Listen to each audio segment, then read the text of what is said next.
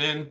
If you are shopping for a car now or in the next 12 months, I want you to type me in the comments. All right, so we know who we're talking to. And Instagram. All right, Instagram. I see Instagram log this out again because I switched from the screen. We're just getting used to this. But as you come in, if you are shopping for a car now or in the next 12 months, just type me. And I want to know, because I want to talk specifically to y'all. If you're shopping for a car, after that, that's fine. But I want to talk specifically to the people who are shopping now. Now, after you let us know if you're shopping, I want you to check in. Where we at? Where are we at today? Let me know where you are in the country. I like to do a roll call, check in. Where are we at in the country? Good to see you, Calvin. Good to see you, Catrella. Good to see you, Charlicia. Steeler Nation, St. Louis in the building. I see you. Okay.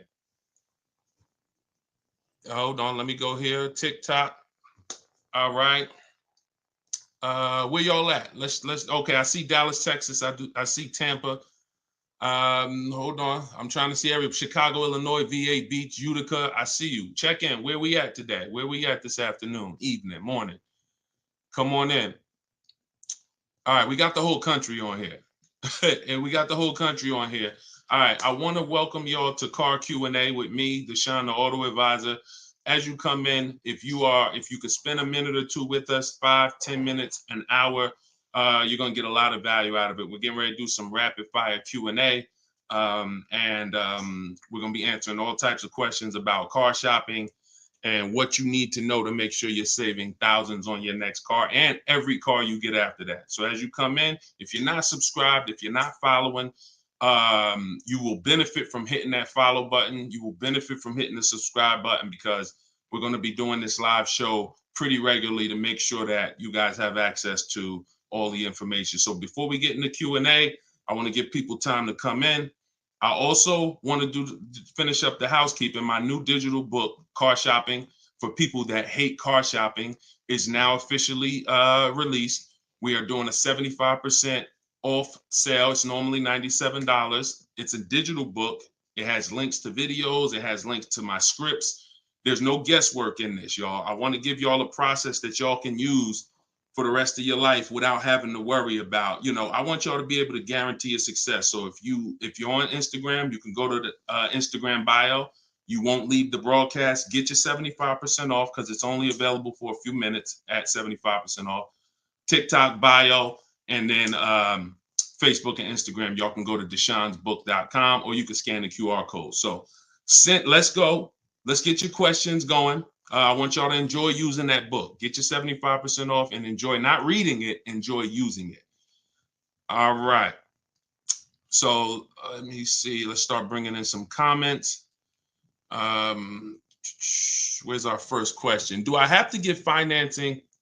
Oh, by the way, in a few minutes, y'all, I'm going to be giving y'all a very, very deep look into a game that's going to help you understand leasing versus buying. So in about 5-10 minutes, we'll start that game, and you're going to love it. You'll never be confused on whether leasing or purchasing is going to save you more money after we play this. Do I have to get financing to lease a car? No, you don't. Whenever we lease a car, we are always using the dealer's financing department, their company, the bank that makes the car. And because we can't shop for our own financing, how do we make sure that they're not marking up the interest rate on the lease? Multiple offers. There's no way for you to make sure they're not marking up the interest rate on the lease without multiple offers. That is what reveals the true deals when you're shopping for a lease. So there's no interest rate to shop for, but we must protect against interest rate markups with multiple offers, because some dealers will mark up the interest rate and never tell you. They'll just give you the quote, and they're depending on you not shopping their competition to find out that they marked up the interest rate on the lease. All right. So when you get your offers, it's always with multiple offers. Shout out to the sharers. Shout out to everybody who's sharing the broadcast. If this is your first time on a live with me here, just type 1. Type the number 1 if this is your first time on a live. I'm near the end of a 3-year lease. Is it best to buy the vehicle or lease another? It's very rarely best to buy. Very rarely. Shout out to the first time viewers. Good to see y'all. Very rarely, if ever, good to buy your lease. I'm going to tell y'all why. Because when you buy your lease, you're buying a used car. When you buy your lease, you are buying a used car. That's all that's happening. So, being that you are buying a used car, you need to know if would I normally buy a used car versus leasing. And the only way it makes sense to buy your lease out is if you're keeping the car another 8 years. I'm going to tell you why. You've already had the car for 3 years. You've already had the car for 3 years. Most people, when you buy your lease out, you're getting another 5 or 6 year loan for the balance. So you're committing to 8 or 9 years of payments on the same car. This spills into bad lease deals. The reason we don't take 48 months leases on a lease, because we're paying too long on a vehicle that we're giving back. We never want to be tied up long term in a vehicle we're giving back. That's the whole point. Leasing is meant to be 3 years, 39 months, sometimes 2 years, depending on what they're offering, in and out, switching cars very fast, always under warranty, keeping our payments low. Okay. Can y'all light up TikTok with the likes? Can y'all continue to tap the screen on TikTok? I see we got a few hundred people. We got about 400 people on total, all the broadcast. Could you actually hit that share button? Because I promise you, y'all, no one will ever get mad at you for sharing my page with them. I guarantee you that. In fact, my goal is to get them to thank you. Hey, thank you for sharing that. I like that guy's stuff. We try not to waste any time here. What about paying cash? VJ Live said, let me put this question up on the screen. If you're on, make sure you're subscribed on YouTube so y'all can see the whole thing, the presentation, when we share these numbers. We can't do that on Instagram and TikTok.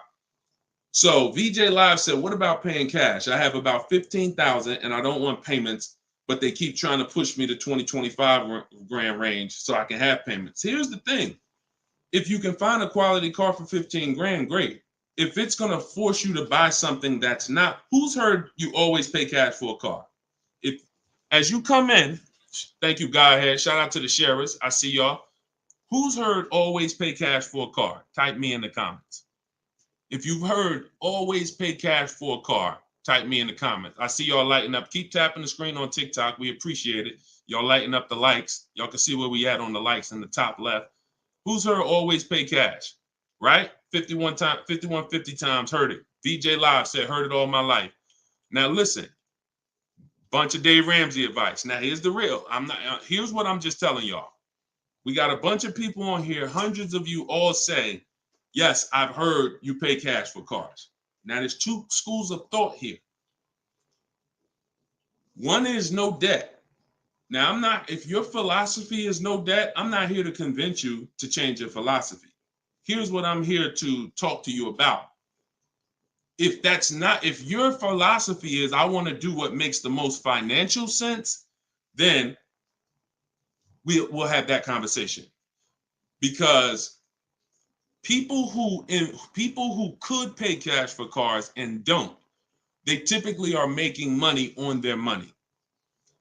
When I was in the dealership, people would come in, they would ask, what are the interest rates this month? If the interest rates were 0%, something special like 0%, 1%, 2%, 3%, if they knew that they were getting 10, 15, 20% returns on their money, they're not going to put it in a car. They're going to use the bank's money at 1, 2, 3%, and they're going to use their money to keep making 10, 12, 15, 20%. That's the philosophy. So they view that as, I'll pay 3%. They view it more as a business transaction than as a leveraging money to make more money. See, some people will tell y'all people who don't pay cash for cars, they're into debt. But I'm here to tell you that when I sat with very, very savvy people in my career with Mercedes and General Motors, I had tons of people who could easily have wrote a check for the car. I want you to know that if your goals are to eventually get into making more money with your money, investing your money, getting 10%, 12%, 8%, trying to beat inflation, then you're going to have a problem putting your cash into cars. Because not only, if let's say we park right now, this is just as answering VJ Live's question, because I got it up on the screen here on YouTube and Facebook. He's asking about paying cars. And many of you, as you sit on the show, you'll see, Dad, that's a similar question. Many of you will see someone's going to ask the same question you have. When we start seeing that we can actually use the bank's money for less, we're gonna realize that when you put $20,000 of your hard-earned cash into a car, that money cannot make you more money. That $20,000 that you just put in the car cannot make you more money. You have maxed out the value of that $20,000. It's in a car, you can't pull it out. You could refinance, but that's not happening. You're going to refinance and just get another loan. The point is, your money's in that car now. So had you had an opportunity to invest that 20 and make 8%, 10%, 6%, 12%, that's what the people who don't pay cash for cars, who are wise, are doing. I'm not telling you there's a difference. Look, I talk a lot about budgeting. I talk a lot about affordability. All through my book, I have systems and boundaries. The rule of 72 and the 10th birthday, how long of a loan you take, how much, when should the car be paid off? That's all in my book. You can get it 75% off, or you can watch my videos. I'm going to always teach it.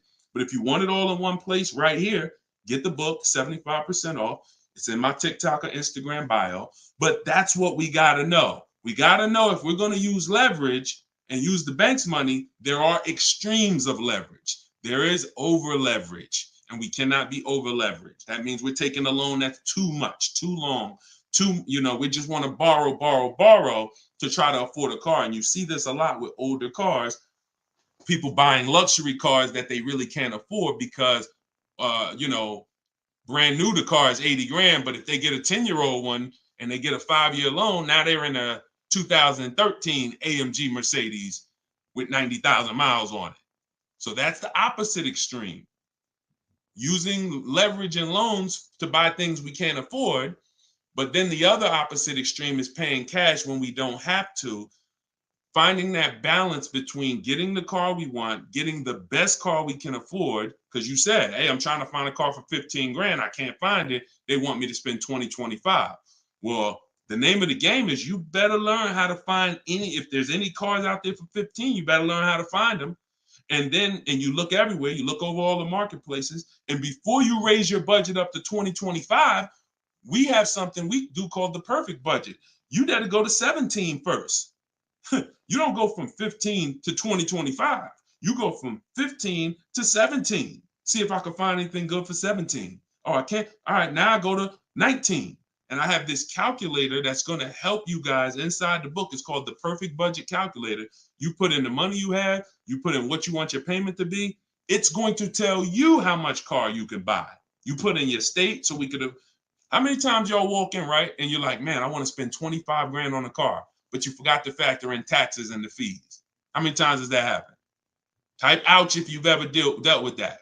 Let's be willing to be honest. You had a budget in your mind. This is what I want my monthly payment to be. This is what I want to spend on the car. Next thing you know, you're a little over that budget, or sometimes a lot over that budget, and you're leaving like, all right, I see you, 919 Mike. Thank you. I see you, Mika Larkin. Shout out to everybody willing to be honest. See, in order for us to really make sure we don't make these mistakes, we got to be honest of the fact we've made them. So that's what we want to do. We want a budgeting system that tells us when we can. You spend any more than this, and you're going to be over your budget. You said you want a payment of $400 a month. That means you said you only got $1,000 to put down, or nothing to put down. Here's what you can spend on a car. And when you use this perfect budget calculator, you're going to never go over budget. Because honestly, y'all, we don't want to be anywhere near our top of our budget. We want to be shopping under our budget. That's where I want y'all. Under your budget. That's why I said if your budget was 15 and then your max might be 20, 25 with a loan, all right, we got to go from 15 to 17, to 17.5 to 18. We don't just jump to 20, 25. But we need a methodical system to do that, to help us do that. How do I get out of an upside down lease? Jose, you can only sell out of it. That's all you could do. You could sell out of it. If you, no matter what, y'all, who's in a car that they want to replace and they think they're upside down? They may have some negative equity. This is all in the book. I would really like y'all, the reason why I'm doing the 75% off, couple reasons. The book just officially came out, but I really want y'all not having to remember this. Yes, this live rebroadcast is going to be syndicated. So no matter when you're watching it, the information is going to be valuable and applicable. But I really want y'all to have the book so that you can actually reference the information over and over again. Thank you, B-Bad. Thank you for this info. Thank you, SJF Racing. So, all right. Yes, 25 goes to 30 real fast. Let me show y'all something, and then we'll continue. This is where we are right now on Goodreads.com. We're rated 4.94. We've already received 27 reviews, 31 ratings, and the book hasn't been out yet. So if you go to Goodreads.com, if you're on YouTube, if you're on Facebook, you can see what I'm posting. But I'm sharing the fact we're already rated 4.94, 31 ratings, and the book hasn't come out yet. So now that it's officially out, I really want y'all to have it. And so make sure you take advantage. Get your 75% off. It's normally $97, but while you're watching here, it's 75% off. Everything I teach is in there in one place, so you don't have to remember it. All right. If you have let's talk to the people who are in an upside down lease or upside down loan. First of all, we don't want to be there. I'm gonna tell y'all why. If you're in an upside down lease, that means you didn't pick your mileage correctly. That means something happened, because with a lease, you have to have predictable miles. You have to know how much you're going to drive roundabout. You got to be able to guesstimate. That's why if you're running a Turo business, when you're trying to rent the car out for, 40,000 miles a year, or you don't know how much it's going to be on that car. Could be 20, could be 40. A lease is not good because you can't predict the mileage. But in normal life, we can predict our mileage very closely. Now, when things happen, let's say you were working at home, and now all of a sudden you are, you're not working from home anymore. Now you got to drive into the office to 20 miles away. Well, that's a lifestyle change. That can lead to you racking up mileage penalties. But here's what we don't want to do. You don't want to buy that car, y'all. I'm going to tell you why. Every time you lease, you have a price that you can buy the car for. Most times it ain't worth that. Yes, in the last couple of years, we saw a couple cases where, the buyout prices were good. Before the pandemic, the buyout prices usually were nowhere near what you could get a comparable used car for. So if your car was 3 years old with 36,000 miles on it, the prices they were putting was to make you not buy the car, was to make you send it back to them so that they can handle it and resell it. So if the price wasn't worth it to begin with 36,000 miles, I've seen people, you go over your miles and you're like, I'm over the miles, I'm just going to buy it. The price wasn't worth it with good mileage. The price wasn't worth, if you had 36,000 miles, that car wasn't worth you buying for the buyout price. You actually have 48,000 miles and they want you to pay the same price for it. So it's important that if we have to deal with penalties because we didn't structure the lease correctly, or because we didn't quite know what we were going to be driving, or we had a lifestyle change, taking the penalty and applying it over to our next deal is always, not always, but in most cases, going to be less money than us buying an overpriced car with high mileage now. We cannot just keep buying our leases without doing a market check. So when you asked about how do I get out of a lease with negative equity, all you can do is find out what the penalty is. There's 3 ways that you could get out of this thing. You could either pay the difference. So if you got, you could wait until your mileage, and this is, all right. If you have negative equity on a lease, I don't even like to call it negative equity because there's no such thing as negative equity on a lease. There's penalties. That's different.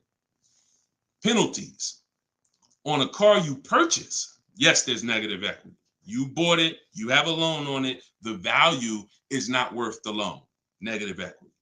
With a lease, we have penalties, over mileage penalties. And now some people say, well, I'm gonna go over mileage, I'm gonna get out of the lease 3 months early. But you don't realize if you get out of the lease early, what do you still have remaining?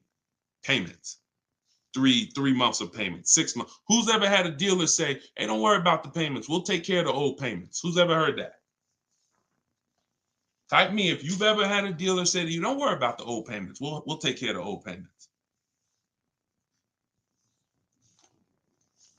Okay, lots of you.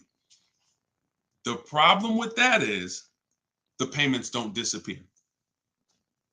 They always get rolled over to the next lease.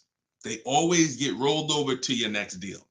So what I want y'all to start doing is I want y'all to see that the money is not hitting. When you have negative equity, 5,000, you got this baggage from your old car, it does not go away. It gets either transferred or you can pay off the difference. So the key is to stay out of negative equity, to stay out of penalties, because yes, once you have them, they have to be accounted for. We got to find our great deal, and then we got to bring our penalties over on top of the great deal. That's all we can do. Now, you better try to see what your car is worth selling it, because you said you're over miles. You call your leasing company, you get your payoff, you find out what your cash offers are. Go to Vroom. Vroom's out of business. Sorry, CarMax, Driveway, Carvana, AutoNation, and Kelly's Blue Book Instant Cash Offer. You can go to Car Guru, Sell My Car Too. These are all people that give you cash for your car.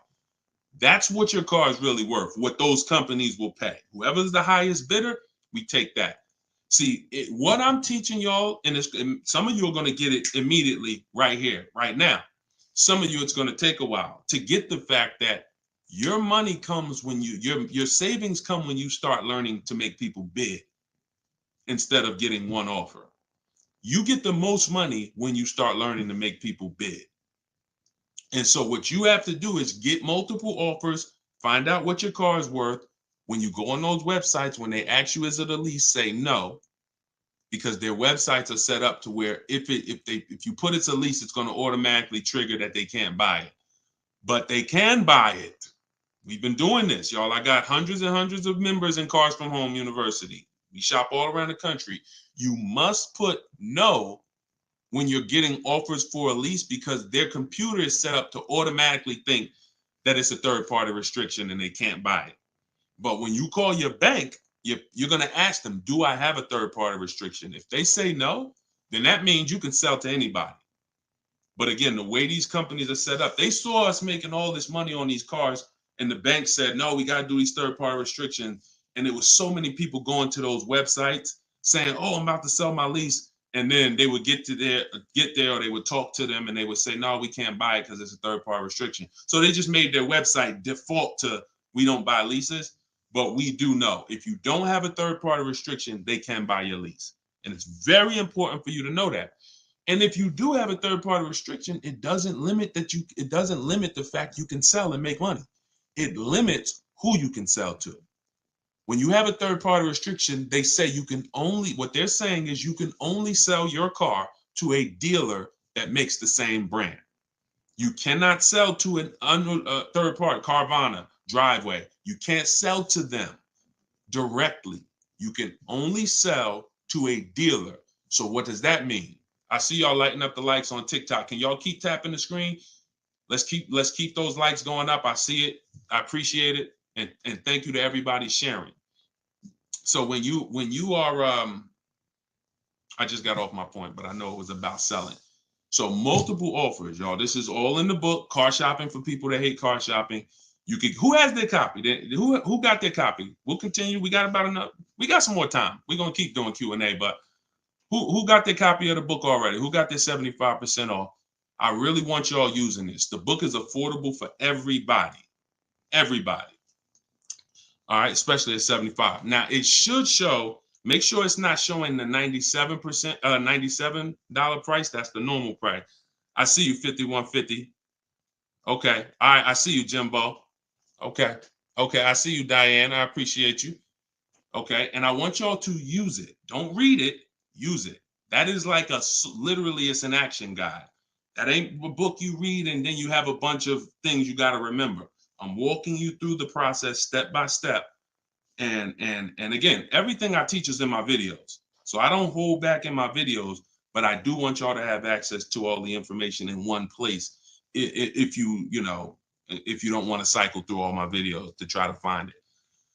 All right, is it worth buying a car from Carvana? That's a great question, Danny. It depends on if it's the best deal in the market.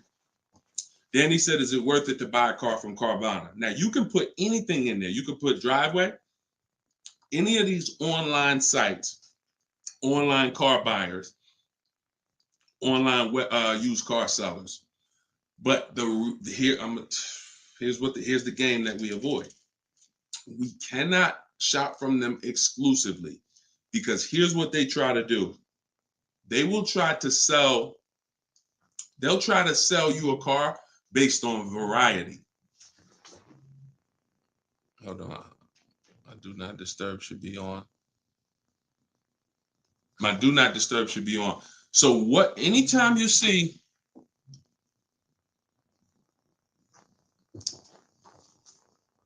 hold on one second. I keep getting a call and I don't know why it always does this. I don't want to lose the people on Instagram. Hold on, Instagram. We got you. All right. We should be back on Instagram now. Okay.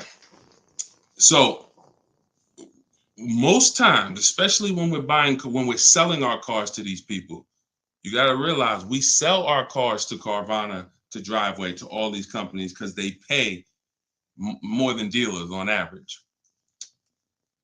If they're paying more than dealers on average, they're usually not the lowest price. When they're selling the cars, they're usually one of the highest. You can't pay people more than dealers and then turn around and sell for less than dealers. That could be part of the reason why Vroom went out of business. But whenever we shop for a pre-owned car, Carvana is always on the list. Whenever we shop for a pre-owned car, CarMax is always on the list. Driveway is always on the list. Why? Because we shop everywhere there's a used car. You may have been trained to shop local with used cars or to shop I only go to Car Gurus. Then you're missing the stuff that's on cars.com. You're missing the stuff that's on carfax.com. You're missing the stuff that's on Driveway. You're missing the stuff that's on CarMax. So we got it just the same way. If we were buying a baby stroller, we're going to go to Walmart, right? .com. We're going to go to Amazon, right? We're going everywhere, right? That's the same way we got to be when we're shopping for used cars. Carvana is just one marketplace. And unfortunately, there are people who shop from them exclusively because they're like, oh, I just love Carvana. I don't have to go into the dealer. And they don't realize that, one, what I teach you won't be in a dealer more than 30 minutes. And also, if I'm not checking their prices, I'm going to overpay. And I'll literally have I didn't have to go to a dealer, but I got a car in my driveway that I could have got for $5,000 less if I just shopped around the right way. I did just mention Auto Trader. Auto Trader's on our list, Alex. Auto Trader is one of our marketplaces. It's one of the marketplaces we shop on. It's just like a Walmart. It's just like a Amazon.com. Auto Trader is a big one. We definitely don't skip any used car marketplace. Now, we don't use Auto Tempest because Auto Tempest pulls and aggregates some data from other people's websites. They're not their own marketplace, so they can't get all the data. So that's why I don't use them. We just go direct to the marketplaces themselves because no company has the rights to market everyone's product. And so as long as no company has the right to market everyone's products, the only way we're going to see all the product is by being on all the marketplaces. But I'll show you how to do this quick. This shouldn't take you more. Look, y'all, this is going to sound crazy, but it shouldn't take you more than 60 minutes, 90 minutes to get your best deal on a car. No, 90 tops. Tops. Not only do I want y'all saving thousands, I want y'all to save time. Deciding what you want shopping, test driving, that takes time. That's fun. Getting the deal, that should not take you more than 60 to 90 minutes when you learn how to get bids. Okay. And the more you stick around, the more you use what I teach, you're going to make deals and save more money in like less time. I don't want to spend more than 60, 90 minutes getting my car deal, and I don't. All right. Ivan said, planning to get a new car ASAP. What are the steps to prepare that you would suggest? Well, first thing is to know whether you're buying or leasing. Let's go into this game. All right, let's go into this game. Thanks for reminding me. Now let's this is a game that I've done this on in some master classes. This is also in Cars from Home University, my video library. So what I want to show y'all is I want to show y'all this game I like to call Who's Winning. Okay? This is why. Now listen, we get ready to make some people mad at some people. I don't want y'all to get mad, but once y'all see this, y'all are gonna be mad at some people who taught y'all bad information about leasing, and it's cost y'all money. This is always step one. Now I'm getting calls from Facebook. How could this is so weird. I don't get how the heck I have my phone on do not disturb and I'm still getting calls. That is so weird to me. Got to figure that out. So bear with us, Instagram. Instagram is always the one that has to bear with us, you know. But all right, so this is what we're doing here. And look, go to YouTube or go to Facebook and watch the rebroadcast. Rob Rue said, "Where do I purchase the book?" Everybody who wants to purchase the book and get the 75% off, if you're on Instagram or TikTok, go to my bio, click the picture of me, go to my bio, you'll see a link, and then you'll see 75% off. Grab it. You won't even leave the broadcast, so you don't have to worry. You'll be right here. You'll still be able to hear me. And then if you're on YouTube, or you can go to deshonsbook.com. If you're on Facebook, go to Deshon's Book, or you can scan the QR code.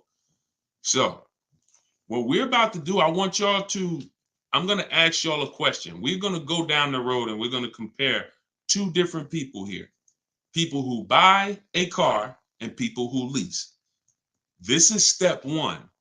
Before you think about how much you're getting how much you're going to pay, your budget, any of the things, do I have down payment?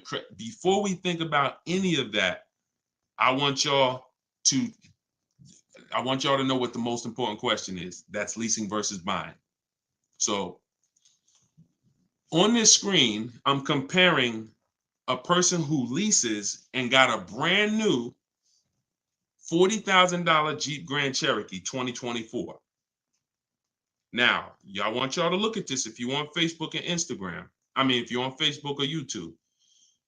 This person with a good lease deal is paying $500 a month. $500 a month for a brand new $40,000 car. Now, the person who purchases, some of y'all know every $5,000 on a loan is about $100 per month. So if you're looking at a $40,000 car, you're looking at about $800 per month on a 5-year loan. Now, I got this person in here on a 6-year loan at $675 a month. That's how much this car costs. 6-year loan, 3.99%. $675 per month. Let me ask y'all a question. Looking at this screen, who's winning so far? Two people drive off the lot in a brand new Jeep Grand Cherokee. They have the exact same vehicle. One is white, one is gray. One person's paying $500 a month. They're leasing it. One person's paying $675 to buy it. $675 for 6 years. Who's winning, the lease or the purchase? Put L or P. We're just talking about, literally, we just drove off the dealership. You sitting in this car next to me. We got the same truck. I'm paying $500 a month. You purchased it. You're paying $675. Who's winning? The lease. Exactly. If you're saying purchase, you're missing it. You and me are in the same car. I'm leasing the same car as you for $500 a month.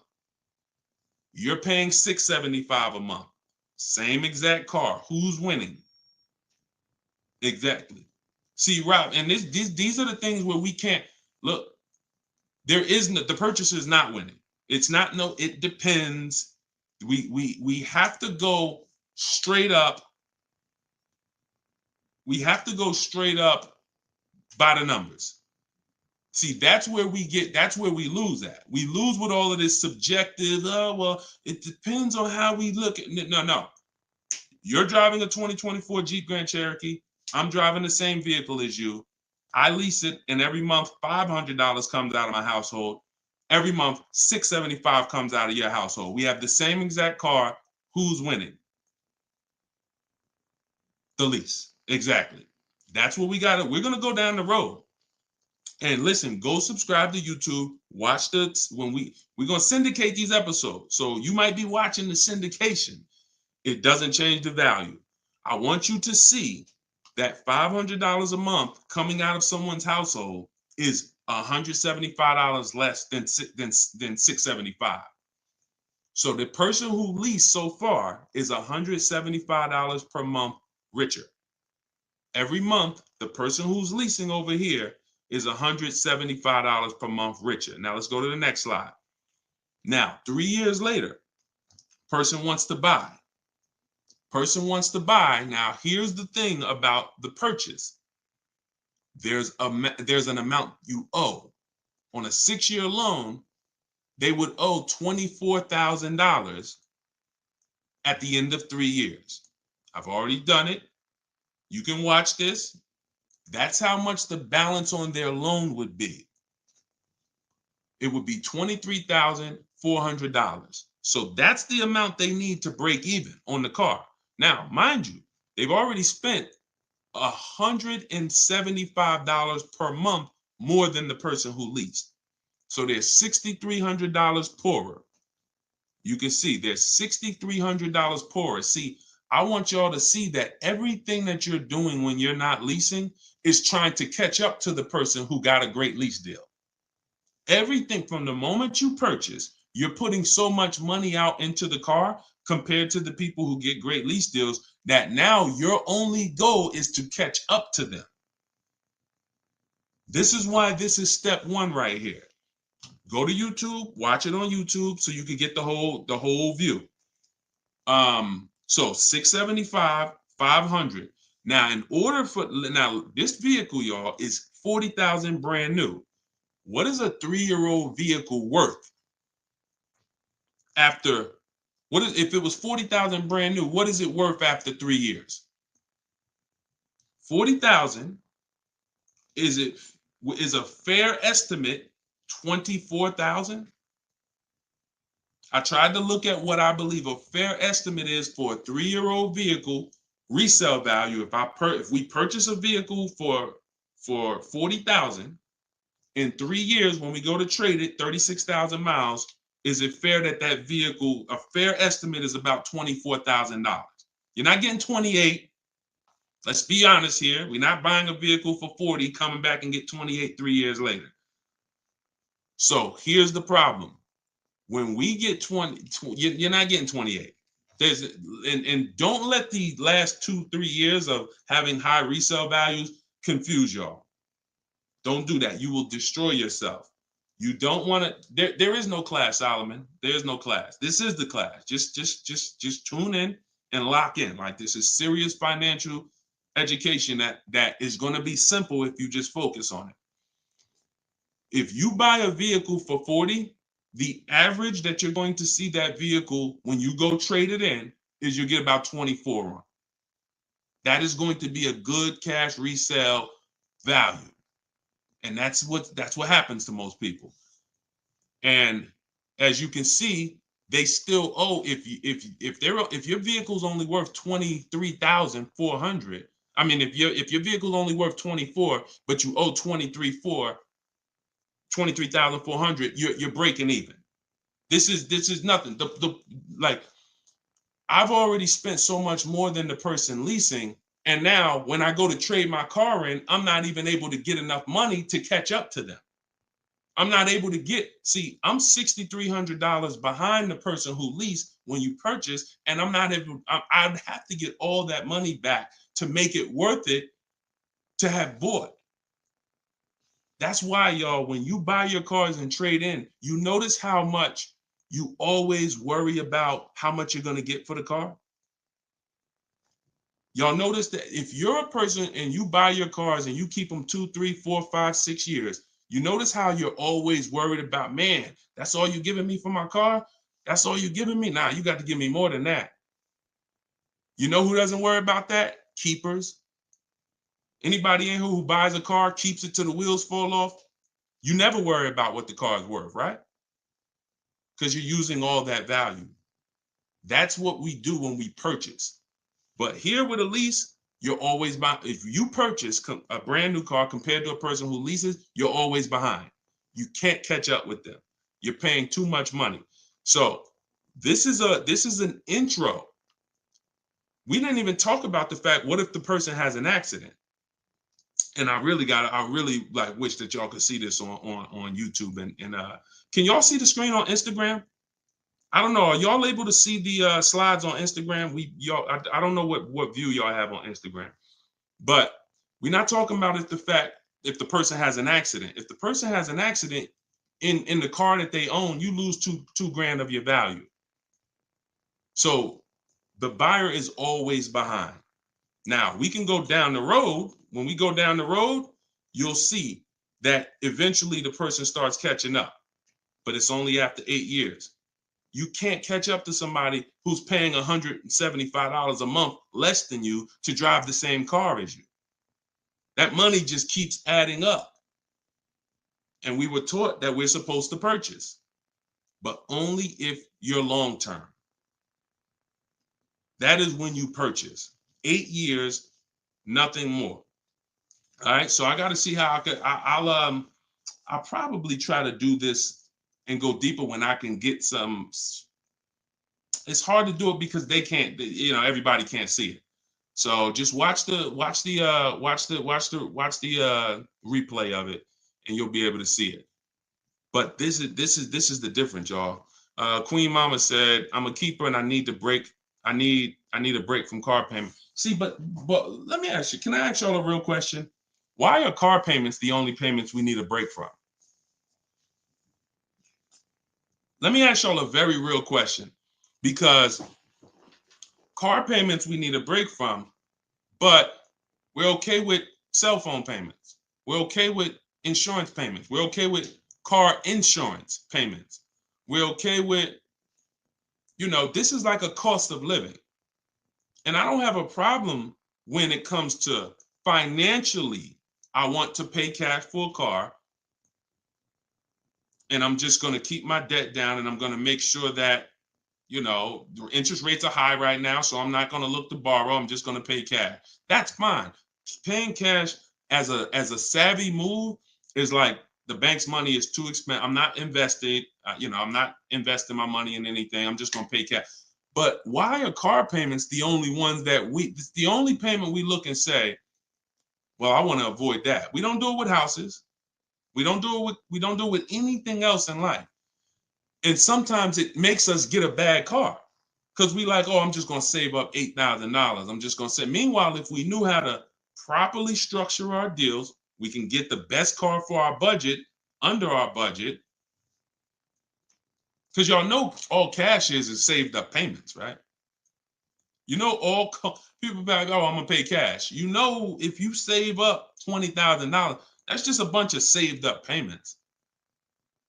Yeah, she said, I'm tired of house payments too. I understand. And again, if we have the cash and we can go and we can look, I'm going to teach you how to pay cash for cars if it makes sense. And if you have cash, that's great. We got to make sure we get the best price on the car. But at the same time, you need to know when it doesn't make sense to pay cash. If they're doing 0% financing on the car you want, why wouldn't we use the bank's money at 0% and let our money continue to make money, or continue to keep our cash free?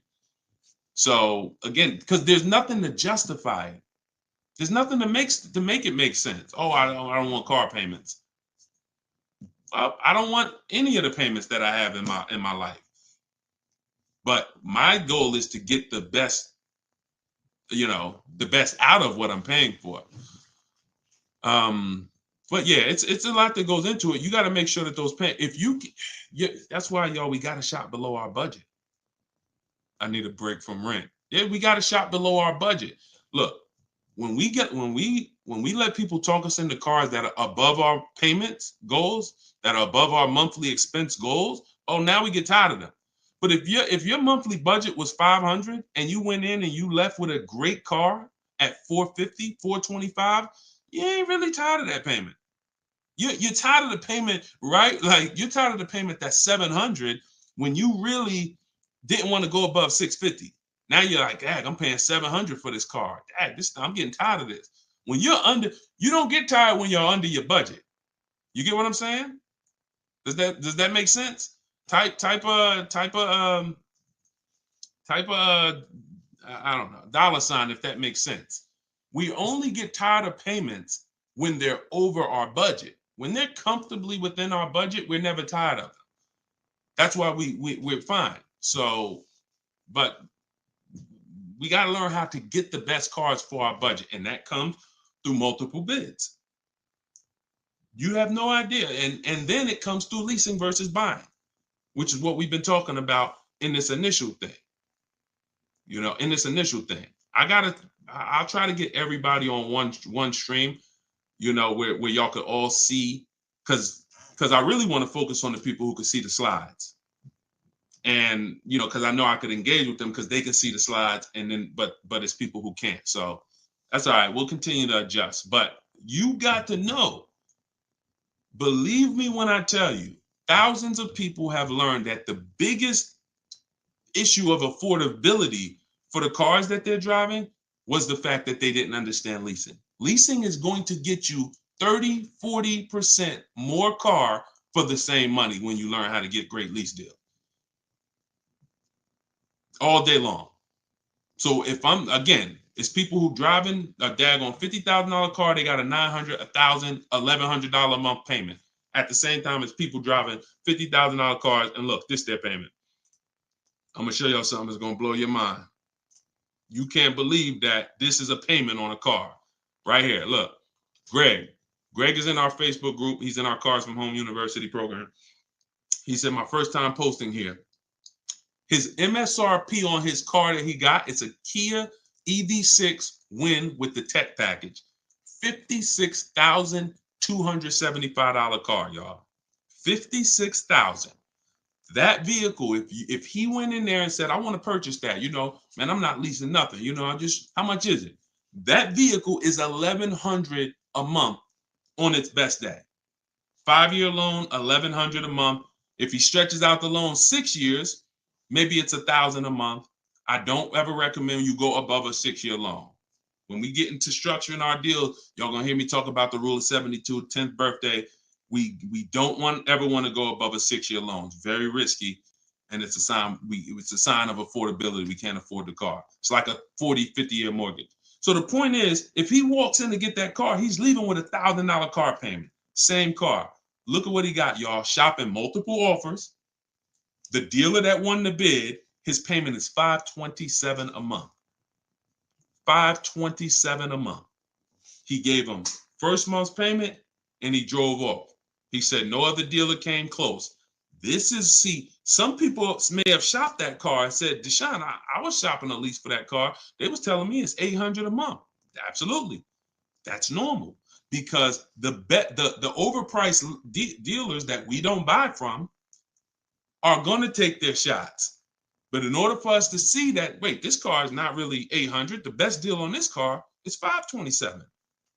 We have to shop multiple offers. Now, it's not always going to be that dramatic, but I promise y'all, when y'all shop multiple offers, it's going to blow your mind.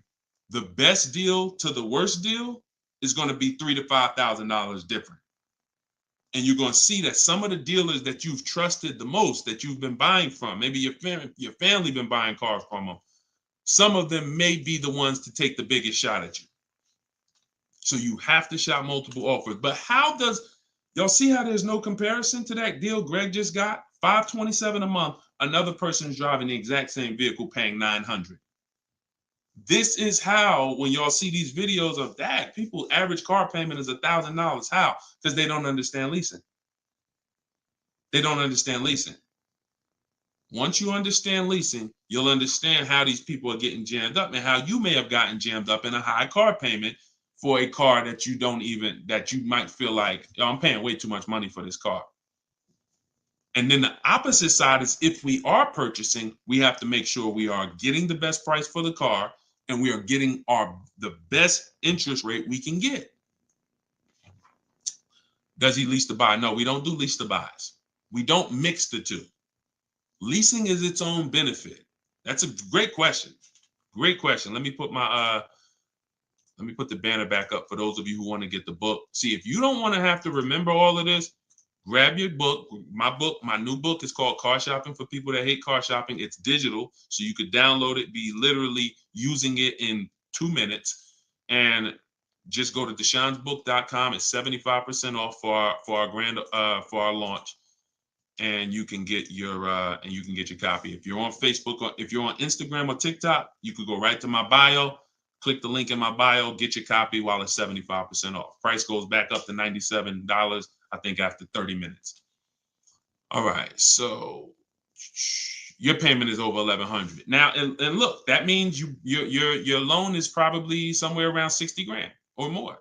Depends on how much it depends on what your term was. So if your payment was $1,100 a month, on a 5-year term, that's a $60,000 loan. That's about a $5,500 loan on a 5-year term. So you want to look at other ways to acquire that car. Is there a way that I could have been in this car for less money? Now, watch this, Gigaware, because he's being honest. My payment's is $1,100. If you are buying that car and your intention is to keep it, and that means your intention is to keep it for 8+ years, you're going to pay off that car, and then you're going to just, start to catch once you don't have a car payment, you can start to catch up to the person who leased, because the person who leases is always going to have a payment. That's the downside about leasing. There is no opportunity for you to pay off the car, and you don't want to. Again, it's not like when you're not keeping cars long enough, you're getting great lease deals. The goal is not to pay off the car. The goal is to drive the most car I can for the least amount of money. That's the goal with a lease. The goal with a purchase is to now pay off the car and start to now keep the car long enough for the depreciation to cool off. Depreciation is the value that it loses every year.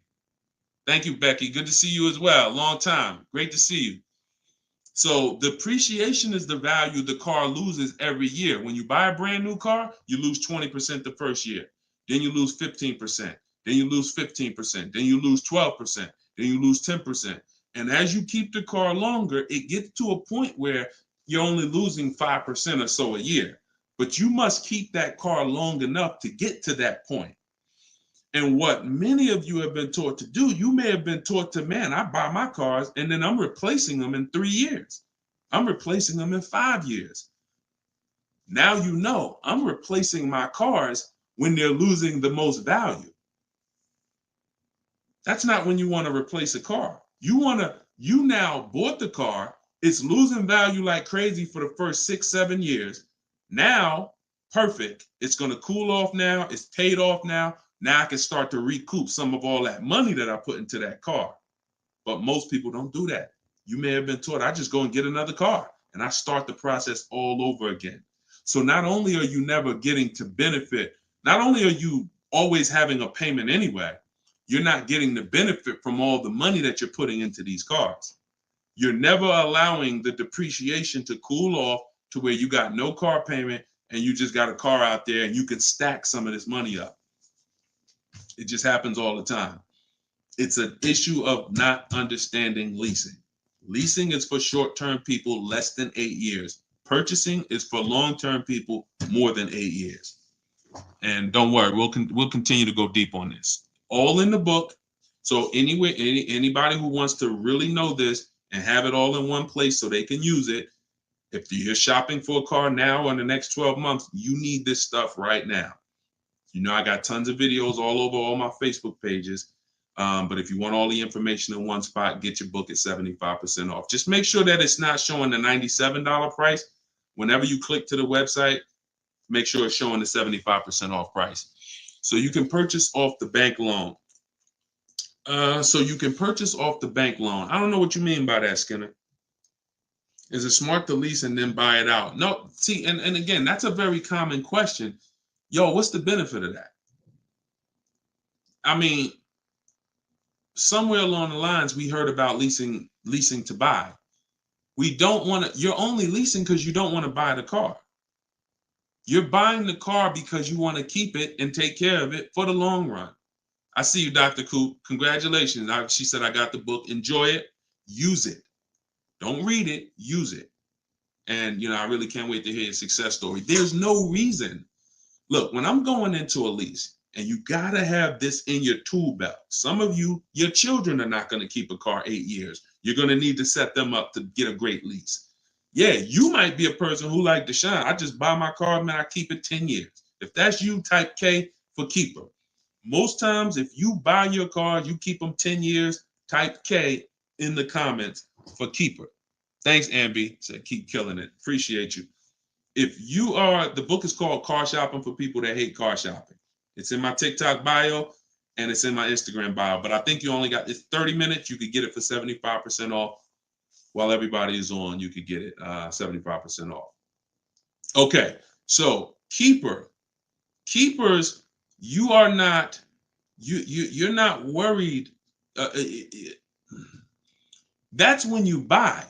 When I'm going into lease, I'm not thinking about keeping. We don't want to mix the two. Leasing is, I'm going to get a great lease deal where I drive a brand new car for pennies compared to purchasing. Or for a small percentage compared to purchasing. That is a lease. My goal is not to buy the car. It's not to buy the car. You see, when we keep, we win. When we lease, we win, as long as we're getting good deals. But it's people who are mixing the two, and that might be you, and that's where we lose. We buy, and then we trade. We buy, and then we sell it in 2 years, 3 years, 4 years. We tired of it. Oh, I'm gonna go switch out of this. That's mixing. The other one is you lease, and then you purchase the lease. So you lease your vehicle, and then you go buy it at the end. That is mixing. You don't want to mix because the benefits of leasing are laid out. The benefits of purchasing are laid out. Very clear, separate benefits. When you mix the two strategies, you lose the benefits. And again, most people who would tell you they bought their lease, they're buying it with a 5 or 6 year loan when they've already been paying 3 years to lease it. The lease is 3 years. The loan is 5 years. That's 8 years. And I'm going to tell y'all how this happened. How I figured out this was so bad, I'm going to be honest with y'all. I was in the dealership one day. Somebody comes in. They're like, hey, I want to replace my car. So I go out and I look at the car. I ask them what they owe. No, I don't think I asked them what they owe. They come to the dealership. They say, yeah, I got a car out there. I want to trade it in for a new car.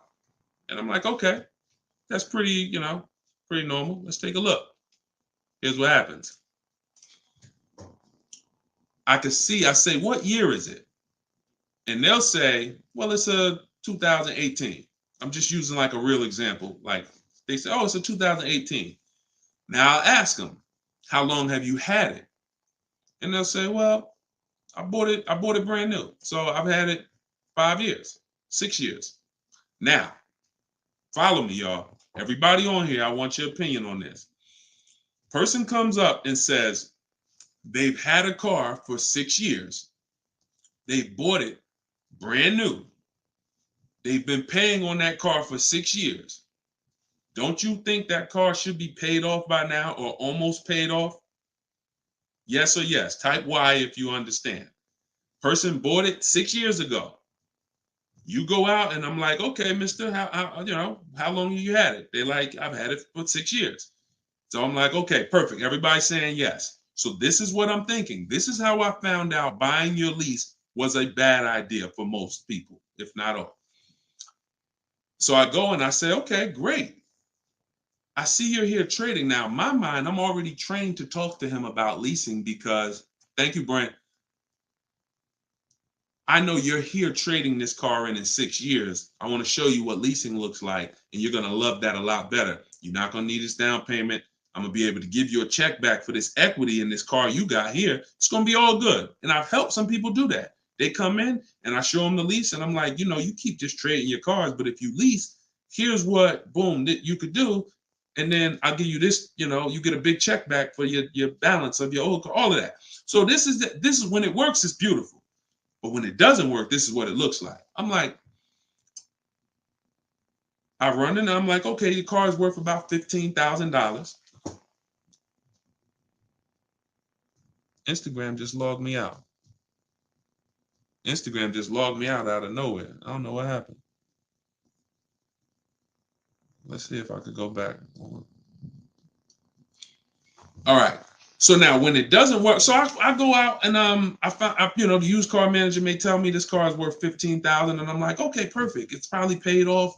Great. He's gonna get like a check back for like almost all that, and then he's gonna have a low payment. He's gonna love it. So I find out when I call the bank, I say how much you owe. He says, well, I don't really know. I call the bank. I'm like, okay, I'm calling for Mr. Jones' payoff on his, you know, such and such car. And the bank says, okay, yes, the payoff is $15,000. I'm like, wait, 15,000? How could he still owe 15,000? This doesn't make sense. I look at him and I say, the bank is saying you still owe 15,000 on the car. And I'm like, he's like, yeah, okay, yeah, I didn't know how much I had owed. I said, wait a minute. Didn't you tell me that you had this car since it was new? Yeah, and you told me you had it for 6 years? Yeah. How do you still owe? And he said, oh, I leased it first, though. What I did was I leased it for 3 years, and then I had bought it at the end. And I'm like, there we go. That's the problem. You leased it for 3 years. Most people, when they're buying their lease, they're going to put a 6-year loan on it, which means 6 years later, from the day you bought it, from the day you originally leased it, 6 years later, you've been making payments and you still have 2 more years of payments left. That's actually, I'm wrong. That's 9, 3 years of payments left. Happens all the time. So I literally, y'all, smart people on here, you'd never take a 9-year loan, right? Type never. You never take a 9-year loan. If you're enjoying, please subscribe to the YouTube channel. If you're not subscribed already, we still got probably 400 or 500 people on here throughout all the platforms. If you, whatever platform you're on, make sure you're following us, because this is the stuff we do. You would never, right? You would never take a 9-year loan. But the same adamant, we're adamant we'd never take a 9-year loan. We got to see every single time. Thank you so much. I appreciate the gifts on TikTok and all the platforms. We got to take every time we hear about buying our lease out, unless we're going to pay cash for it, which is another discussion. But most people are not. They're going to take a 5 or 6 year loan out. So as soon as you hear lease to buy, as soon as you think lease to buy, I want you to think 8 or 9 years of payments on the same car. That's why it's a bad idea. That's why it's a horrible idea. Okay? Now, if you are comparing, we had somebody in our group yesterday who was asking about buying his lease out because he's going to give the car to his parents and because they're going to keep it long term. And the value of the car compared to the value of a similar used car is a great deal. That's different. Buy it. Because all you're doing when you're buying your lease is you're buying a used car. It's your car. I used to help people buy their lease. Hey, they come out of the office. We switch the plates because we got to re-register the car. And I'm like, okay, so how was it? Now, they just signed up for a 5-year loan, 6-year loan on a car that they've already been in for 3 years. They're not really excited about it. You know, I've had the car for 3 years. At least when you go buy a used car, you're excited about it. You're excited. Oh, nice. It's new to me. But when you buy your lease out, you're not really excited. Thank you, man. Y'all going crazy with these gifts and everything. I appreciate it. So these are the things, like what I want y'all to have, as long as you stick with me and you learn what I teach, you're going to have clear boundaries that you operate in that always protect you. That's the name of the game. There's clear things I do. There's clear things I don't do. I know I have rules. I have boundaries. And what I want y'all to get familiar with is the 8-year rule. The 8-year rule is the first rule. It says if you're not keeping your car 8 years, you should not be buying it. You can't outlive the depreciation. You cannot outlive the depreciation compared to someone who purchases. Now, it's too much to go deep on right now. We'll go deep because I know some people thinking, oh, Deshone, but if I pay cash for a brand new car, I'll pay less overall. Yeah, but if you pay cash for a brand new car, you're still laying out all the money. You're still laying out all the money and you're still trying to get that back. You're still, oh, I paid 30 grand, 40 grand, 50 grand. Do you understand that a person who leases that same car, what would you rather be? Big dog who thinks you're big dog because you're going to write a $50,000 check, or a person who comes in and says, I'm going to get that car for $500 a month. Do I want 50 grand coming out of my bank account going into a car, or do I want $500 every month? It's much more, it's a much more pleasant feeling to give a bank $500 every month to drive their $40,000 car than it is to say, okay, you want this $40,000 car, then you come give us a check for the whole amount and the taxes and everything. Now I'm taking the check out, boom. And again, there are situations where that's right, but I want you may have been somebody who's like, yeah, but I don't think it's right for me. And that's okay. That's okay. I'm not one of these people that's going to make y'all feel like you are wrong by using leverage and learning how to creatively acquire cars where it's a little bit of money coming out of your bank account every month versus what people have told y'all and how you should be buying cars. Thoughts about leasing luxury vehicles. It doesn't change, Dr. Doctober. That's a great question. He said, what are your thoughts about leasing luxury cars? Same principle, 8-year rule. I don't care whether you're leasing a G-Wagon, whether it's a Bentley you're looking at, whether you're looking at a Toyota Corolla, the 8-year rule is what applies. Because the 8-year rule takes into account the depreciation. If you look and say, that's a car I'm keeping for 8 years or more, you buy it. If that's a car you're not keeping 8 years, you're going to see you'll pay thousands less and drive a better car leasing it, even if you try to buy it used. So I'll need more than one broadcast to really go deep on this. I'm just getting familiar with how to use all of these tools where I can show you all stuff. But we'll continue to go deep on this. This is not a subject. If you've gotten years and years of bad advice, it's not always. Some of you get a breakthrough immediately, and some of you it takes more time because again, it's been beaten to your head, and people with loud voices who shout tell you this is what you do, or you never do this, or you always do it like this. You know, like who's heard somebody say never buy a used car? I mean, never buy a new car, always buy used. Who's heard that? Type of U for used. If you were taught you always get a used car, you should never get a new car. Who's taught that? And we got a couple more minutes. We'll stay on. We'll do some more questions. As long as y'all continue to share the broadcast and continue to stay tuned in, I see we still got hundreds of people on. Then we'll continue. All right, now let me tell you how. See. You either have to teach something that works for everybody, or what you teach will mess people up. If somebody says to y'all, every single one of you should be buying used cars, because that's what they'll say. Never buy a new car. Everybody on here should be buying a used car. So that means you think everybody in the country should be buying used cars, right? Yeah, absolutely. Nobody should buy a new car. Nobody in this whole country should buy a new car. Like, no, always buy a used car. Okay, perfect. So let's just say if you had your wish, everybody in the country will be buying used cars, right? Because that'd be better for them, right? Yes, if I had my wish, everybody would be buying used cars. Then here's my question. How do they become used cars then?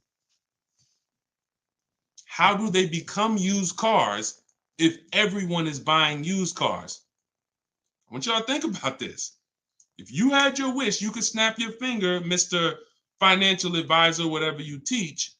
How could everyone buy used cars? It's impossible. The cars come in new. They don't just, so if everybody was buying used cars, what's happening to the new cars? They're just sitting there. And then, so that's not a practical solution. How do we acquire? Who should be buying brand new cars? People who are going to lease them, and people who are buying new cars, who want to purchase, keep long term, and you could afford new. That's only if some people say, Deshone, I want to buy. I'm not leasing, I want to buy. I keep my car, but should I buy new or pre-owned? That depends on budget. That depends on, unless you want one specific from a year, sometimes it'd be like, oh, I want this special year. But if it's a case of, you know what, I can afford both. Should I buy new? Should I buy pre-owned? That's a matter of budget and preference. If I could afford a new one and I can keep it long enough to outlive the depreciation, then I'll buy new. But if I can't afford to get a quality vehicle for my budget, then I'll buy pre-owned. And some people want to treat themselves. Some people like, I only get a new car every 10 years, Deshone. I'm going to get something new. That's fine. That's fine. As long as it's long term, because time heals all wounds. We killing the likes on TikTok too. I appreciate everybody tapping the screen. Y'all still running the likes up. Appreciate it. Shout out to the subscribers. If you haven't subscribed to us on YouTube yet, please, we invite you to subscribe. This is what we'll do. You'll get notifications of when we live, so you can make sure you tapped in. I see you, Barbara. She said, I just bought the book. I appreciate everybody who got the book at 75% off. This is the launch. I'm excited. As y'all saw earlier in the broadcast, we're already rated 4.94 on Goodreads.com. We got 31 reviews. That book, Car Shopping for People That Hate Car Shopping, has been really changing people's lives and the way they shop. It's a tool. It's not something you read. It's something you use. So get your copy at deshonesbook.com, 75% off, or you can scan the QR code, or if you're on Instagram or TikTok, just go to my bio. And as long as you're seeing this, you still should be able to get it at the 75% off price. And it's immediate download. So, and you'll see as you read it, there's a reason I had to make it a digital book. I couldn't print it because it links to videos, it links to docs, I got scripts that it links to. There's no way I would have been able to do it printing the book. And then also, sometimes I need to update stuff, like Vroom went out of business 2 months ago. If I would have printed the book, now Vroom is, I need to be able to update real time when something happens, and I couldn't do that with a print book. I didn't want thousands of print books out there, and then something changes, and now I got to tell people, oh no, you got to get volume 2 now. You know what I'm saying? Thanks, Angelina. All right, so Dr. Coop says, I have a paid off Toyota. I don't want to trade it. Should I have a down payment? You don't need, look, if you can find a deal on the vehicle you want below your budget with no down payment, then do it.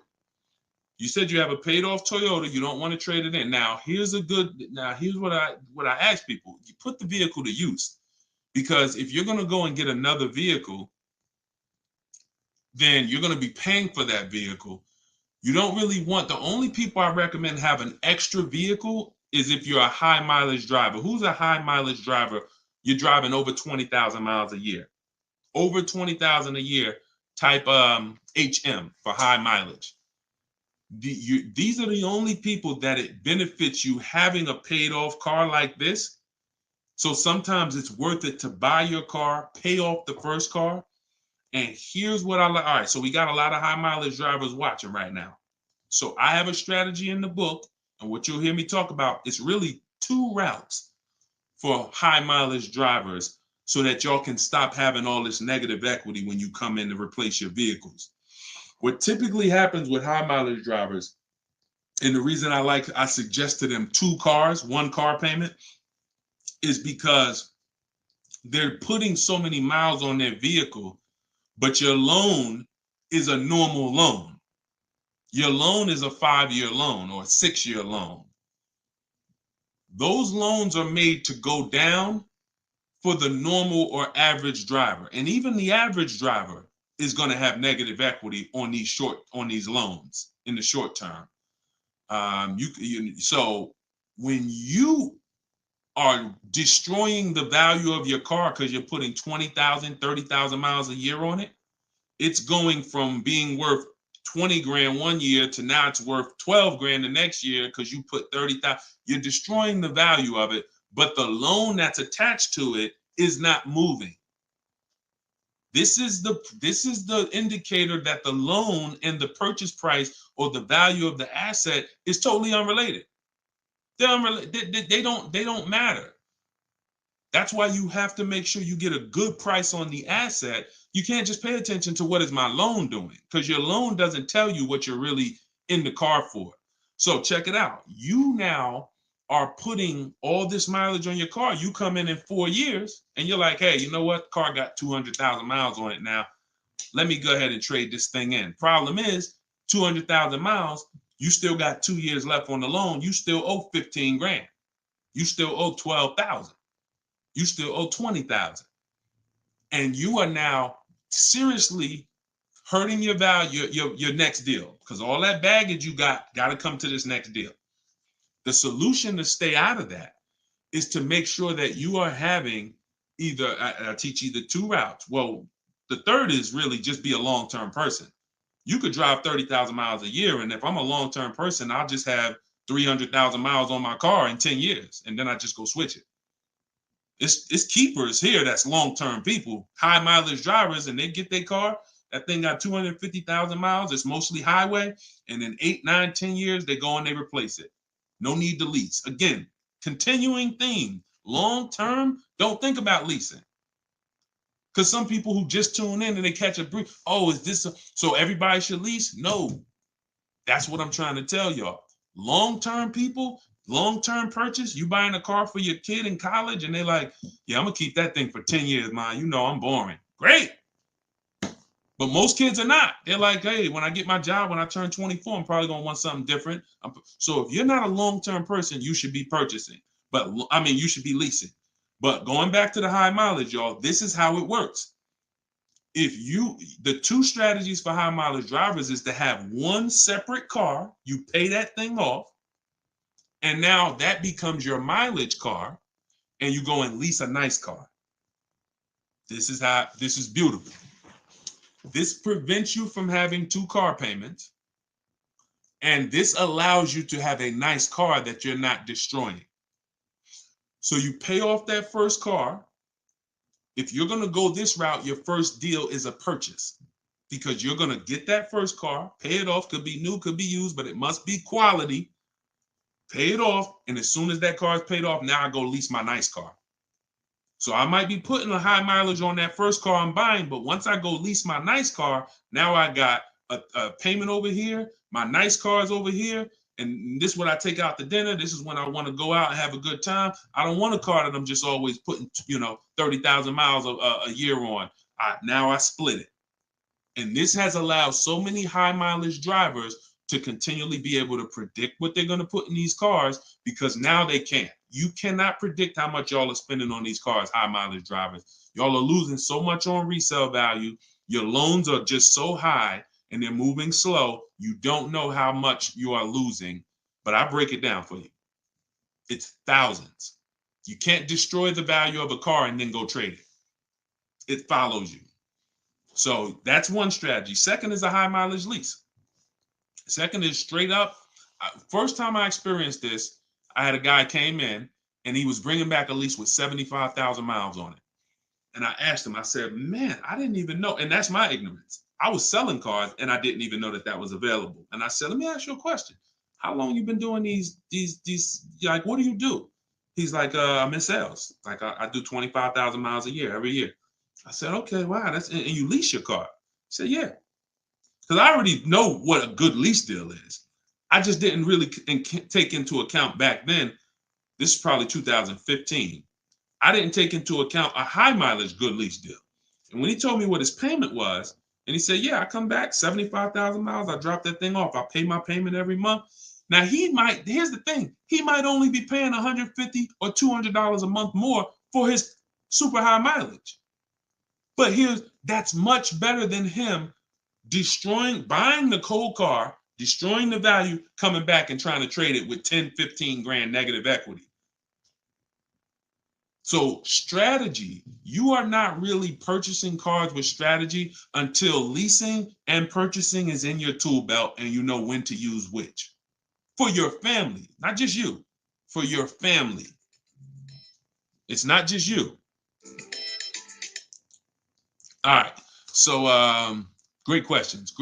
So this is the type of stuff that's in the book. Everything's in the book. Whether you see me live, whether you see me on social media making videos, you're going to get all the information. You don't have to worry about, oh, Deshone is holding back info. It's not. Now, access to me, yes, I have access. I have a Cars from Home University where I coach people personally and we work together. That's access. But as far as the information's out there. It's how you want the information. We'll get it to you anyway. If you want it all in one spot, get the book, get Car Shopping for people that hate car shopping. Download it now. It's 75% off. Scan the QR code or go to deshonesbook.com or go to my Instagram or TikTok bio and get your 75% off copy. But other than that, you don't have to worry about not having the information. See, what y'all have had to deal with is how do we make great car deals? How do we not pay penalties when we don't have the information? But now the information's here. It's here for you. It's just you got to decide, how do I want the information? Do I want to look through all Deshone's videos? I got a video on every topic. More videos to come. They're not in order, and they're for different people. Some of you are going to purchase used cars. Some of you are going to lease. Some of you are going to buy a new car. Some of you are going to pay cash. Some of you have good credit. Some of you don't. So throughout all those videos, you got to sort through that. In the book, you're only following one path. When I do videos, when I do a book, it's like one path. Let's stay focused so that we can keep you on track. That's why it's step by step. Yeah, that's how the book is designed. All right, how do you purchase a vehicle without proof of income? That's tough. You need other things that are going to weigh. That's a good question. So if you don't have proof of income, credit profile gets you approved, not credit score. So proof of income is usually only required when you have a lower score or you have a new company, new business, and they need some type of way to, try to, make sure they're going to be all right recouping their money. How is the car going to be paid? So if I didn't have proof of income, then I got to work on credit. Or I got to have a lot of cash. And even then, what's the reason we don't have proof of income? Once I know that, I could better explain. What's the reason we don't have proof of income? Seems dealers don't care about mileage if you release with them. That's now good time. So now watch this, y'all. This comment just came in. We'll still cycle through all the comments. We got another little while in this hour. We're getting through as much as we get through.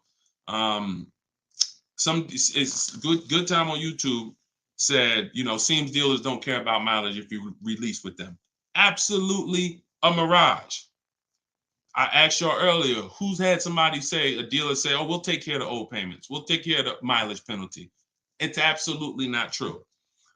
Since 2006, here's the only time, shout out to y'all running the likes up on TikTok. I appreciate it. Y'all keep running them up. Thank you so much. Shout out to the sharers.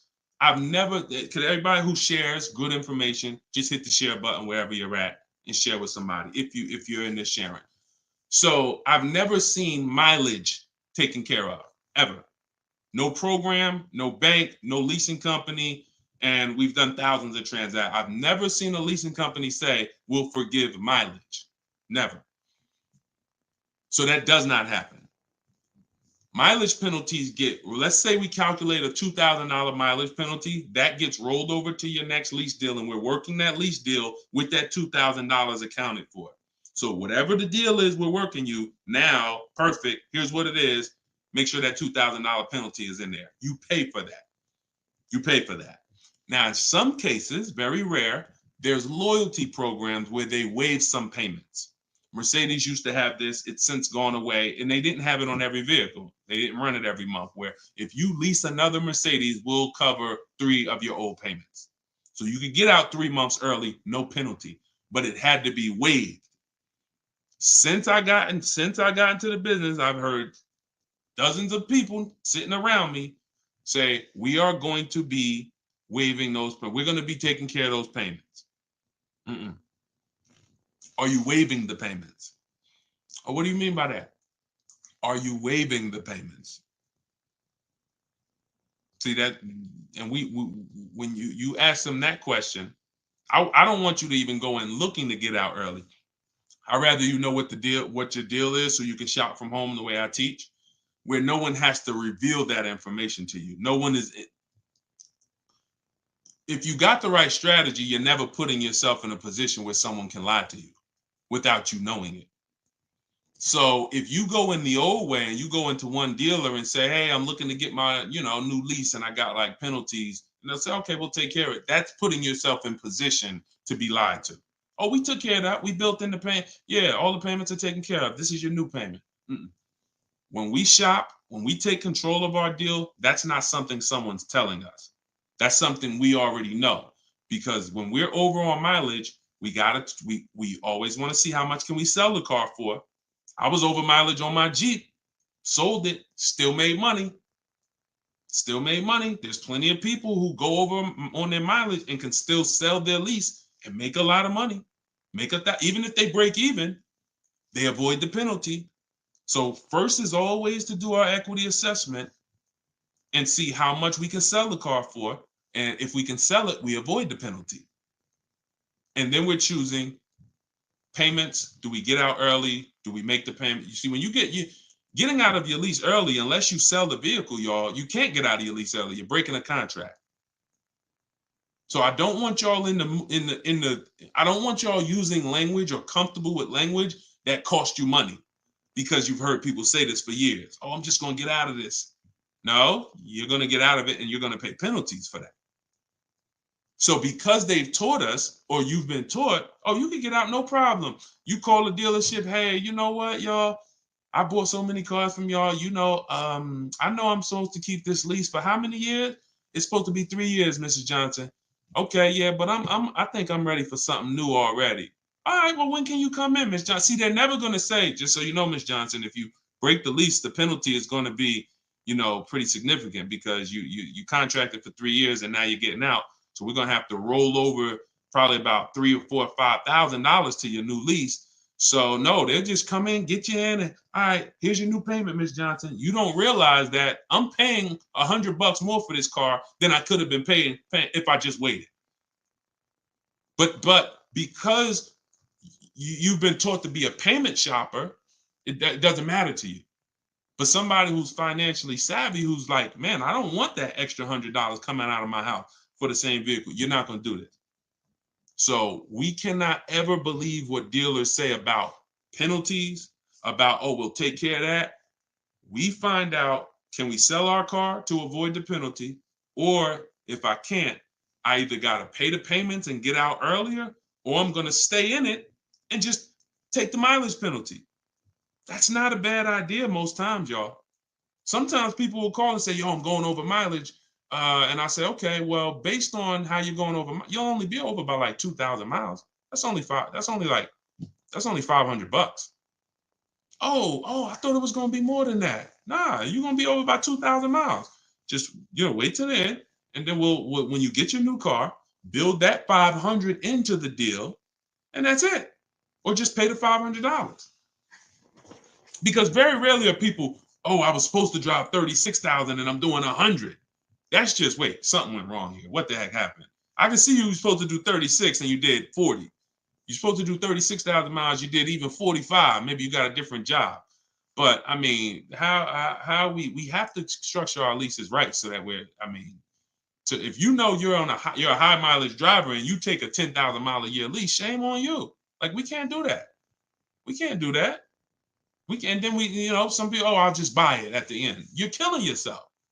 You're killing yourself. The residual value, you're going to put a ridiculous amount of money on those, or a ridiculous amount of mileage on that car, and you're going to buy it in 3 years with 90,000 miles on it for the same buyout price that was estimated from your 10,000 mile a year lease.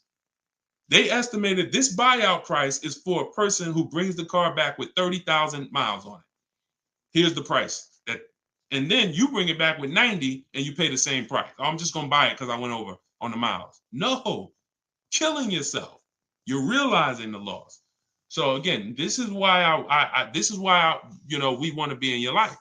This is why I'm doing my best to be in your life so that you can avoid these things. Anybody who really wants to have somebody, like we're set up. We've been doing this for 3 years as far as a company, providing education. So, I mean, whether it's hundreds, thousands, dozens, we're set up to make sure that everybody who wants to protect themselves and get the best deals are able to do it. Paula, got my book. Phenomenal. Use it. Everybody that got the book, thank you. I appreciate you, brother. Thank you so much, Lord. I appreciate you.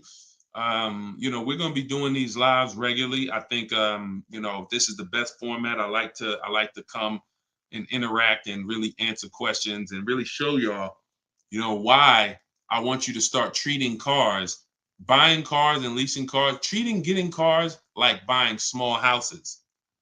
Most people treat getting cars like going to Walmart and getting a TV, big screen. You come back home and you're like, man, it's like you get an itch, but you get an itch for a $30,000 decision or a $10,000 decision. When you start planning out your car purchases the way I'm going to show you, and you go in with a system and a strategy, the way that's taught in my book is 7 steps. First step is deciding whether you lease or buy. 7th step is delivery. So by the time you get to step 7 in my book, by the time you get to step 7 of what I teach, you should be picking up your car or it should be being delivered to you. So it's not about learning and reading and then, okay, Deshone, I just read everything. I just learned everything. I just watched all the videos. Now I'm ready to go get my car. No, we're going to you learn by doing. And if I teach you a different way to shop, different things to do, by the time you get your car, you're going to be like, oh, I didn't need Deshone to tell me what to do step 1 through 7. I just needed him to tell me this is step 1, do that. And then when I'm done, I come back. Okay, Deshone, I did step 1. What's step 2? Here's step 2. Do this now. Okay, perfect. Let me go on these websites, do step 2. Perfect. Just did step 2, Deshone. Perfect. Here's step 3. Do this. And we found that has been able to guarantee success for so many people. And that's how they're able to get the same deals that I get. Like this is this lady right here, this young lady, like Taupe. She got a BMW $54,750 BMW, putting dealers against each other. She got it for $690 a month. She got the protection plan and raised it up. Her payment on that BMW. Now, mind you, if you can see on YouTube, if you can see on Facebook, you can see this slide. $690 a month. People are paying for that $54,000 BMW. People are paying $1,100 a month. To go in and purchase that car, $54,000 is $1,100 a month with no money down because she didn't do any money down. $690. You see what I'm saying? Some of you might be looking, and quite honestly, some people may watch it because we're going to syndicate this. Whether you're watching this live or in syndication, doesn't change the value. You might be driving that same car, and you might be looking and saying, "Yo, I'm paying $1,000 a month for that car. She's paying $690. I put $8,000 down. She put no money down. We can't compare. You think Dave Ramsey, God forbid, and look, shout out to Dave Ramsey. I love what he teaches in terms of financial literacy. I love that he teaches people to invest and build for retirement and make sure I love that. But there's an area that he doesn't know what he's talking about, and that's when it comes to cars. See, look, credit is a big part of it has a lot to do with me helping you. Y'all don't hear me teaching credit. It's important. It's a complimentary topic for us to talk about. I talk cars, how to make sure you pay the lease for them. Yeah, maybe naturally. Let me get some credit tips too. Rodney, you could just go right to my TikTok bio, grab your book. It's 75% off. Click the link in my TikTok bio. You think she can ever listen to someone that tells her you shouldn't be leasing? She knows when to lease and when to purchase. She's not in love with that vehicle. She's not keeping that vehicle 8, 9, 10 years. So how can I drive this vehicle for the lowest amount of money in my household? I'm gonna shop all my offers. The dealer that wins the bid, I'm gonna see what it is. Oh, look at that. It's $690 a month. I'll take it. This is how we are going to keep thousands of dollars in our household. As things continue to go up, I need you guys to be spending, I need you not only to be making sure your cars are below your max budget so that every single month you're not growing tired and weary of your car payment. That means it just needs to be below your max budget. And then the second thing we need is to make sure that you are driving the best possible product for that money. You could be below budget and look at what you're driving for the money, and you're like, yeah, I'm below budget, but could I have gotten a better car for this money? Could I have gotten more car for this money?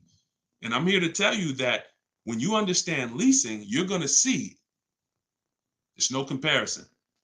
$690 a month for a daggone $1,100 a month vehicle to purchase.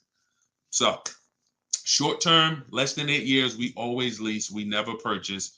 Now, in another episode, when we start talking about, in another segment, we'll talk about overpriced leases because every lease is not equal. Y'all gonna learn. We can't, every lease deal, even when you learn to shop, you must learn to shop. You must, because some 80% of dealers are overpriced on their leases. 80% of dealers who gave Tope a quote, let me come back from this screen. 80% of dealers who gave a quote to this young lady, Tope, on her BMW, were a lot higher. Some of you even saw it on the video. It said it when she wrote it. It said, man, all these other offers were a lot higher. That's how it's supposed to be. So you can't go back and forth with one dealer. You must reveal the best dealer, the best offer through multiple offers. So that's what you do. And you do that whether you're leasing or purchasing. And when you start doing that, you'll understand. That's in the book. That's what I teach. Bids. One-to-one negotiation is dead. I want y'all to eliminate one-to-one from we never do it. Because you cannot do that with any other item and win. You can't do it with jewelry. You can't do it with groceries. You can't do it with televisions. You can't do it with houses. One-to-one negotiations, you lose every time. You must see multiple options, multiple offers, and then we pick the best one. And what you see is that's gonna be done with loans we get, cars we buy, and cars that we sell. We don't trade. So, all right, yeah, this has been great. I need her contact. I don't know what you, I guess y'all having a conversation. I didn't know what y'all needed contact-wise. All right, let's see. Is buying and selling a car a good hustle? I'm not really teaching people how to buy and sell cars because, there's, if you want to go into the car business, that's not what I teach. Do I have to log out to purchase the book? You shouldn't have to. Let me try to reset. Let me know if it's still showing a $97 price or if everybody was able to get the 75% off price. Let us know. All right, I just reset it, so it should give you an opportunity to go back in there now and get your and get it at the 97% off. All right. Buy dealer loaner cars. It depends. Those can be great opportunities. But again, we still need something to compare it to, Tina. Tina on Facebook said, buy dealer loaner cars. Now, we will buy or lease a loaner car if it's a great offer. So when we reach out to dealers, you'll see in the book, I teach you to go to the website because I give you my scripts. I tell you what to say. Some of you could do it by phone if you want to call a dealership and try to get multiple offers, but I would only speak to a sales manager. And even then, you got to just make sure that you but only speak to a sales manager. But the point is, if they have a loaner car, it needs to be so much better than what I could get a brand new one for. So if, for instance, if the dealer that wins the bid is offering me $3,000 off on a brand new one, but a dealer with a loaner car is only offering me $3,000 off or $3,500 off, and it has 3,000 miles on it, I'm going to go with the brand new. But if I don't have anything to compare it to, then I might think 3,000 off is a good offer for the loaner car. See what I'm saying? See, price assurance is when you guarantee. I want y'all, listen, if you want price assurance, type PA in the comments. You want this every time you make a deal. Price assurance means I guarantee that I paid the lowest price that I could have paid. That's called price assurance. I want you to understand, some of you have been, though, is that possible with cars? That's what I want you to move from now on. I never want you to make another car deal without price assurance. How do you get price assurance? Multiple offers. It's the same way you get price assurance when you're buying groceries, when you're buying, spaghetti sauce. I know I saw enough offers to know there was nothing out there less. Not, I went in, I looked at one brand and said, I gotta have it. I like those. And it was $1 off. And I thought see, price assurance is the best thing with a car, because you literally can look at all these offers and say, this is the best one. It's amazing when you realize you're the prize. Some of you be like, man, I haven't been treated like I'm the prize. I know, we're gonna change that. When you use the systems that I want you to use, you'll realize, dang, I've been the prize the whole time. You mean all of these banks and credit unions would work this hard to try to give me, it's all these options I got? It seemed like before I really didn't know all my options. That's right. But when you now change the way you shop and you now move into a bidding mindset, everyone I'm going to do business with must win the bid. The bank, the credit union must win the bid. And then I'm going to give the dealers a chance to see if they can beat it. Now they bank's going to get a chance to bid. Very soon we'll talk about how to do that without affecting your credit. I want to show y'all this bank bidding war process. We have a specific way we shop for loans, credit unions, banks. We let dealers access our credit, and the way it shows as one inquiry when it comes to affecting our score. You must learn that, because when you see how much money is in the loans, you're gonna be mad. You're gonna be like, dang, I never shopped around the way I should have for my loan. I never shopped around. That's fine. No, there was no one to tell you. Now there is someone to tell you that if you have a $30,000 loan and the interest rate is 5.9, if you could have got 4.9, that'd have saved you $1,000. You get what I'm saying? If you have a $50,000 loan, 1 point on the interest rate, save you $2,000. So we must imagine if you could get 2 points lower, say you $4,000. So we are excited to try to get money off the car. We're going to be just as excited to make sure we're not giving that money in our loan. The banks are not loving us because we don't want the banks to like us. We want the banks to say, man, we barely making any money on this loan, but we'll take it. You don't want the bank to say, every time they need a loan, they just come right to us. They love us. Give them 5.9. They don't ask no question. Give them 6.29. Give them 7.2. Whatever. They're not gonna shop. No, we don't want that. So, all right, y'all. So I will be back for another segment. These are the things we're gonna continue to do. We'll be live on all 4 platforms. We look to partner with more platforms in the future. So if there's a platform that y'all think we should be on streaming, let us know. Right now, we are, Facebook, Instagram, TikTok, and YouTube. So it's been great. We had probably, consistently 400 or 500 people on here. And so if you want to get your book at 75% off, as long as the timer hasn't come down, you should click the TikTok bio. Name of the book is Car Shopping for People That Hate Car Shopping. If you Google it, you'll see it's already rated 4.94 on Goodreads. We have 31 reviews. So we're on our way to being a 5-star bestseller. And it's really the people using it. So I want you all to use it. Get it for 75% off. Normal price is $97. Download it immediately.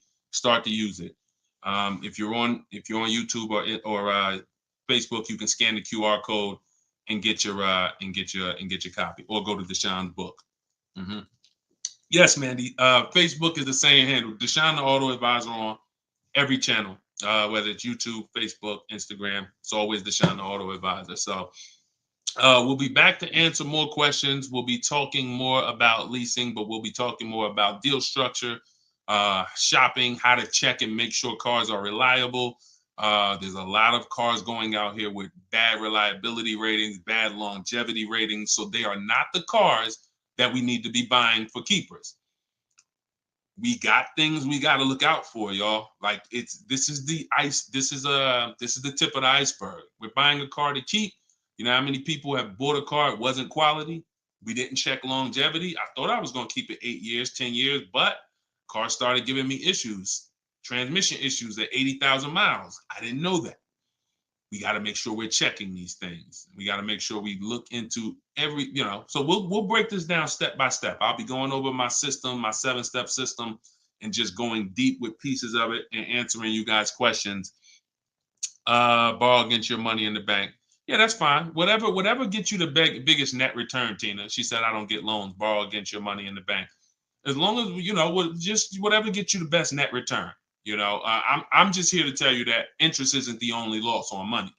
Opportunity cost is a loss when it comes to financial. If you were taking a class on finance, opportunity cost is real. If I could have put my money in something and made 10% on it, but my money was in a car and I didn't have that money, and that money is losing me 10% in the car. So let's just say I put the 20 grand in the car, and then every year that 20 grand is worth 2,000 less, then I'm losing. It's a negative 10% return every year on that 20 grand.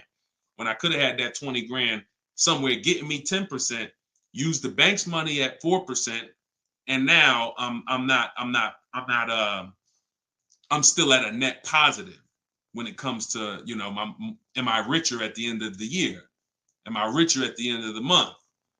So I just say that to say we've been taught when it comes to finance, we just talk interest. Oh, I don't want to pay interest. I don't want to pay interest.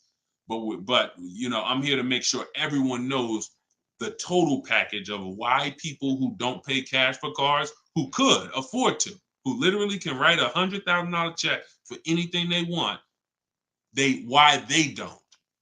See, I'm not interested in, I'm interested in why the people who could pay cash for cars choose not to.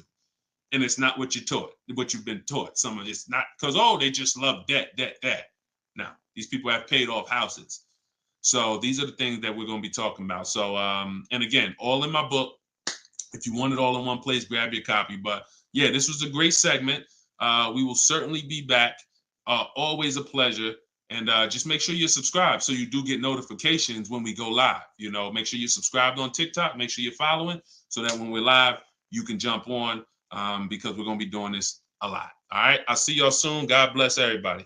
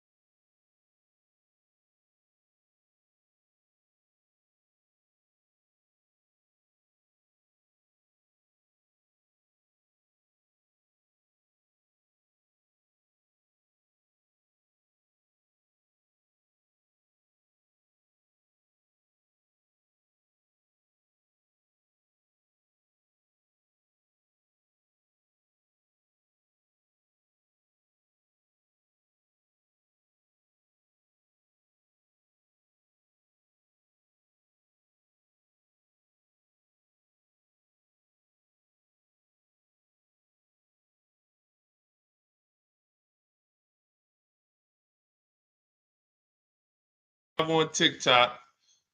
All right. This is our first time going for everybody. So I think we're hold on, let me hit Instagram. See, but then when I come here, I hit go live. Okay, here we go. We're good. We're good. I think we're good on all 4 platforms for the first time. Listen, if you are car shopping now or in the next 12 months, I want you to type me in the comments. No matter where you are, I want you to type me in the comments. We are live on Instagram, YouTube, Facebook, as well as TikTok. Good to see you, Colette. Good to see you, Andrew. After you come in, we haven't done this in a while because I'm just getting back into going live. But if you've been with us for a little bit, you know we do a roll call. Where are you checking in at? Good morning, good afternoon, good evening, depending on what time. I see you, South Carolina. Okay.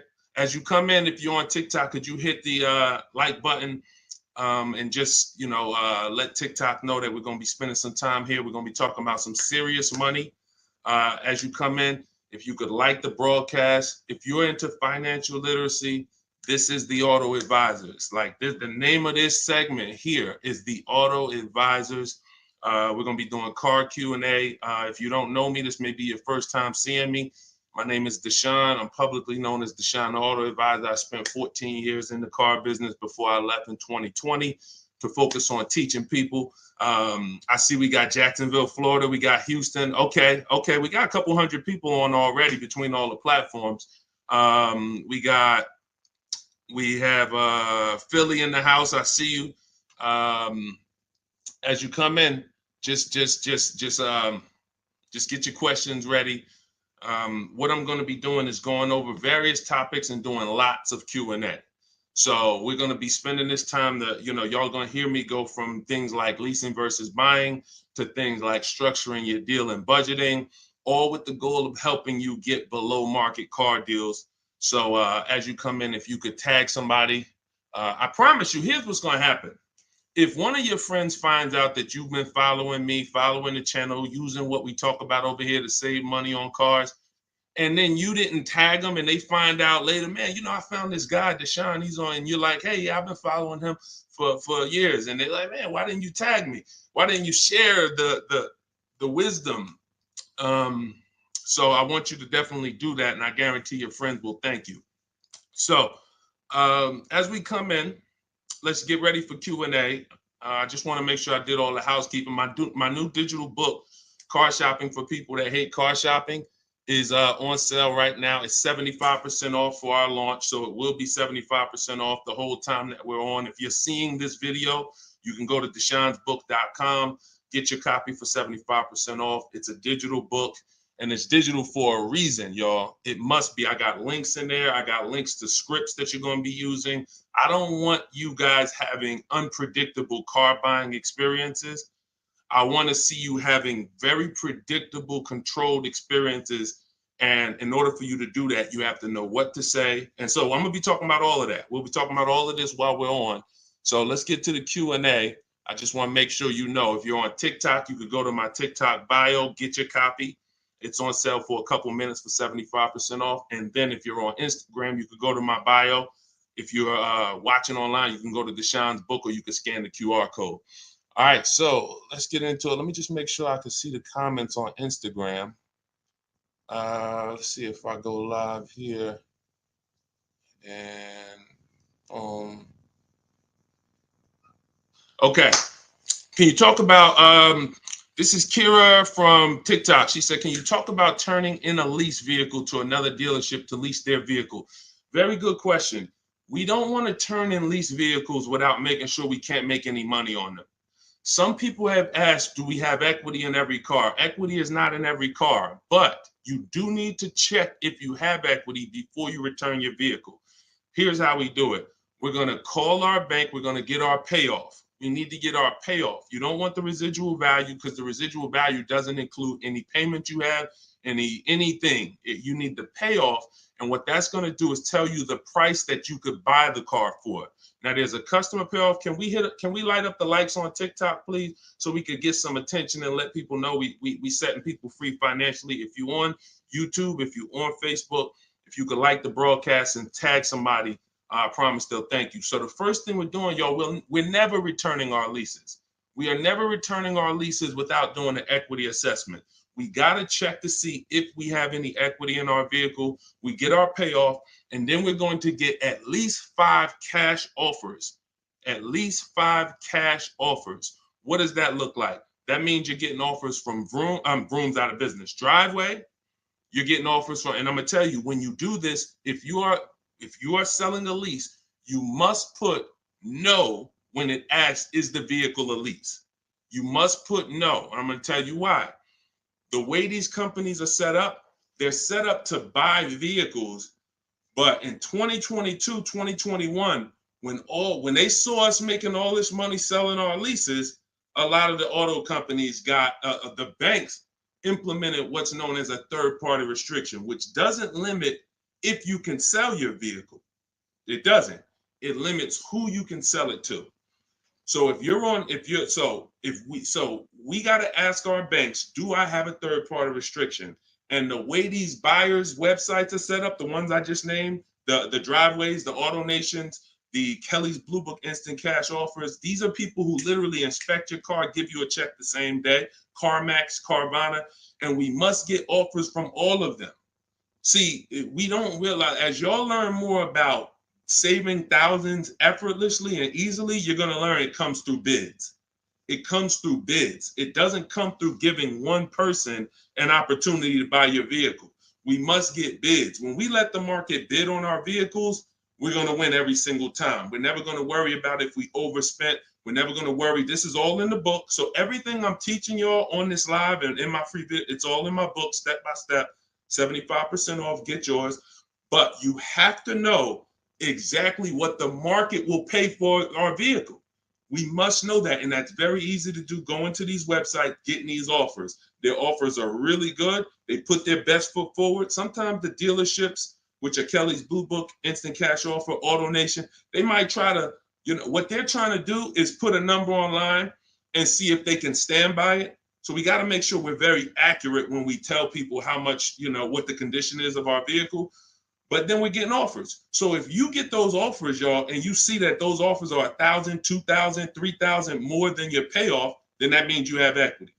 If it's $4,000 or $5,000, that means you have equity. And here's what you got to know.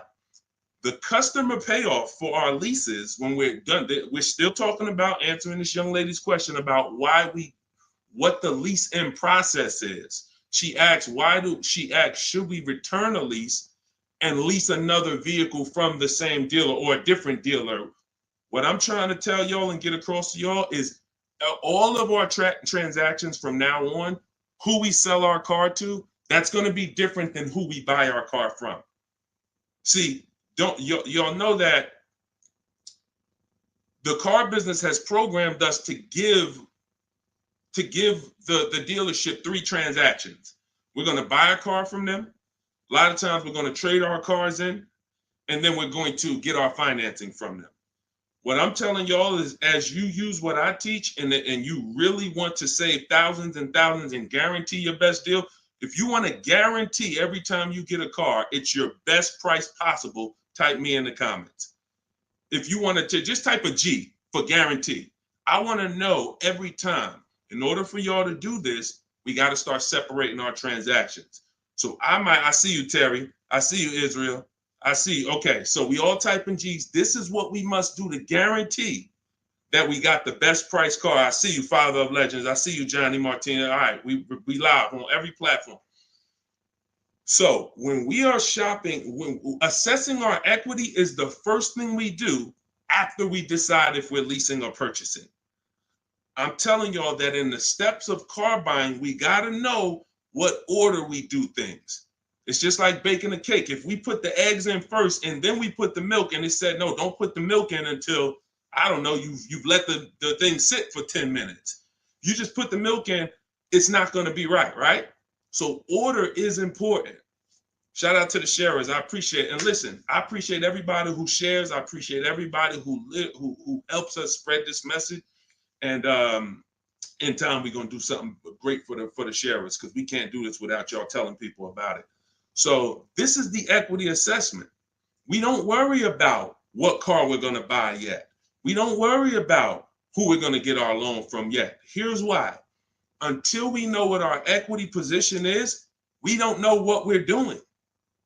Example, if you run your equity, you find out you got $3,000. Well, that money is as good as cash in your pocket, or you can put it into your next transaction, or you can put half in your pocket, half into the next transaction. Y'all see why knowing your equity position is super important? Here's another reason. Let's say we have negative equity. Negative equity means we owe more than the car is worth.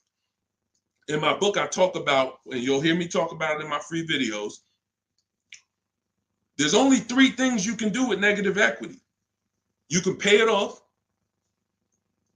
I call it paying the difference. You take the highest offer. If it's like 2,000 or 3,000 different, you just pay it off and you're now done with it. No baggage. You can transfer it within limits though. So when you go to transfer negative equity over, this is where we get to the point where negative equity can either stop our deals or it can literally kill our deal. The bank is only going to approve a certain amount above the value of the car we buy. So let's say we're buying a $20,000 car. The bank's not going to approve 30,000, 40, 50,000. They're going to look at the price and say, wait, car's worth 20.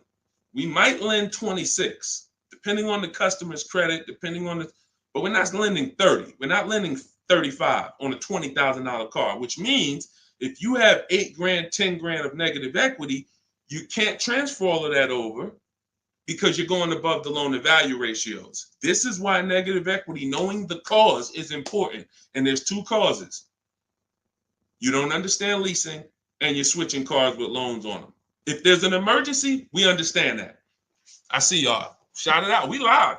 Literally, I see between all the platforms, we got about 400 or 500 people on here right now. So shout it out. Can we get the TikTok likes up? Can y'all keep tapping the screen on TikTok? Let's make some noise over on TikTok. But we're doing great. So this is why we can't move on. But I'm telling y'all, 99 times out of 100, I've been in the car business since 2006. I left in 2020. I left in 2020 and it hasn't changed. The cause of negative equity, 99 times out of 100, is you don't understand leasing. You buy cars, you're not keeping them long enough to pay them off and win with the depreciation. It's not just paying off the car. Some people say, oh, Deshone, I pay off my cars in 2-3 years. But your car's depreciated value is what you need to try to avoid. You need to try to avoid taking depreciation hits. And what y'all going to learn more from me is the 8-year rule. I've already done the math. I'm going to show it to you in time, if you just stick with us. But if you believe me right from the start, you're going to win. If you're not keeping cars 8 years, you're losing thousands of dollars not leasing cars. Does not matter how much you drive. Does not matter. Here's why. Listen. Who was taught? Oh, we lighten up the likes on TikTok. All right, I appreciate you, TikTok. Appreciate all of this. Let me ask you a question. Everybody on here. Who was taught never to lease cars? Be honest. I want you to type never in the comments. If you were taught never lease cars, if you've heard that from someone, I want you to type that in the comments. Here's why this is so important. This is all in my book. My book is called Car Shopping for People That Hate Car Shopping. It's a digital book. And for the grand opening, it's not a store. For the launch of the book, the official launch, we're doing 75% off for everybody. So you could go to my TikTok bio, you could go to my Instagram bio, you could go to deshonsbook.com, or you can scan the QR code and you can get your book for 75% off for a couple minutes. So we have a lot of people who were taught never lease a car. Never lease a car. Let me tell y'all how much. I'm going to give you a little sense on how much that's cost you. And then, we'll go deeper. Everybody, let's say you're a person who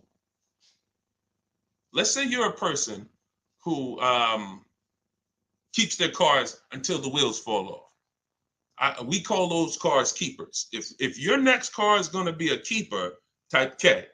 That means I'm going to keep this thing until the wheels fall off. I'm going to keep this thing 8 years minimum, 10, 12, 15. That's what I do. I see you, Abby. Now, the benefit about buying a car and keeping 8+ years is you get to outlive all the depreciation. Your car loses X% of value the day you get it. And whether you drive it or not, if somebody came and parked a car outside your house right now and said, "Hey, this car is worth $30,000. It's yours." Now you say, "I don't drive. I already got a car. I don't need it." You come out a year later, is that car worth $30,000? You didn't drive it. See, this is your first. You didn't put a mile on it. You didn't touch it. It just stayed out there. It was worth 30 when they dropped it off. Is it worth 30 today? A year later? Exactly. Here's what I'm telling y'all. That's the first deep lesson on depreciation. See, if you get that, now you're getting the clue of why leasing is not about how much you drive. People who say, "Oh, I like to drive as much as I want to, so I buy my cars because I don't want to pay for the mileage." Here's the revelation. You pay for the usage of the car whether you use it or not, whether you drive it or not. It's going down. The more usage you put on it, the faster it goes down. So leasing is not a matter of how much I drive. Leasing is, if I get a great lease deal, we're going to talk about that. All lease deals aren't created equal. And these commercials we see that say, "Hey, 3,000 down, 8," these are not lease deals. I'm going to show y'all some lease deals over, I'll actually probably show y'all one in the next couple minutes. Great lease deals are not advertised. They're made in secret. No one really knows about them. The great lease deals are not advertised. Great deals are not advertised. Great deals are not advertised. So you can't judge the lease pricing by what y'all see in these commercials, or it's not going to make sense to you. But when you get great lease deals, it is no comparison. The name of the game is, will I pay less with a great lease deal in depreciation than I would pay if I purchased that car? That is the name of the game. And when I look and see, all right, if I get a great lease deal, I'm only paying 30% of the car's value, 35, 40%, 45%. But if I bought that car, regardless of whether I paid cash, regardless of whether I got a loan on it, the asset, the value of the car is going to go down by more than that. So what we're doing when we're leasing versus buying is we're trying to hedge against depreciation. We're trying to acquire a car that says, based on how I got this car and the price I'm paying for it over 3 years, it's thousands less than if I would have went and purchased that same car and just took the value of the depreciation. And this is what I'm telling y'all. They've hid you can't understand this when you're just tied into payments. And a lot of you know, payments have nothing to do. Some of you who are a little bit more financially savvy, payments have nothing to do with the deal on the car. If you don't know that, you're going to learn that the more you hang out here. Payments have nothing to do with the price of the car, the deal on the car. That's just the financial tool. That's just what you've attached to the asset. If you go and you overpay $10,000 for the car, doesn't matter if you got a loan on it. Doesn't matter if you did no money down. You overpaid by $10,000 for the car itself. That's focusing on the asset. So leasing, y'all, is for people who don't keep their cars more than 8 years. It's that simple. If you do not keep your cars more than 8 years, you cannot outlive the depreciation that the car is losing. The money, you go out, slap 30 grand into a car, that car is losing money for you every single month. So you're trying to say, is there another way I could get a car where I'm not paying this kind of money? If I'm losing $500 of value every month in my car, is there a way that I can lose less than that? And what I'm going to show y'all is leasing is just the way. So these are the first two steps. The young lady asked the question about returning her lease, but I want y'all to know that that's step 2.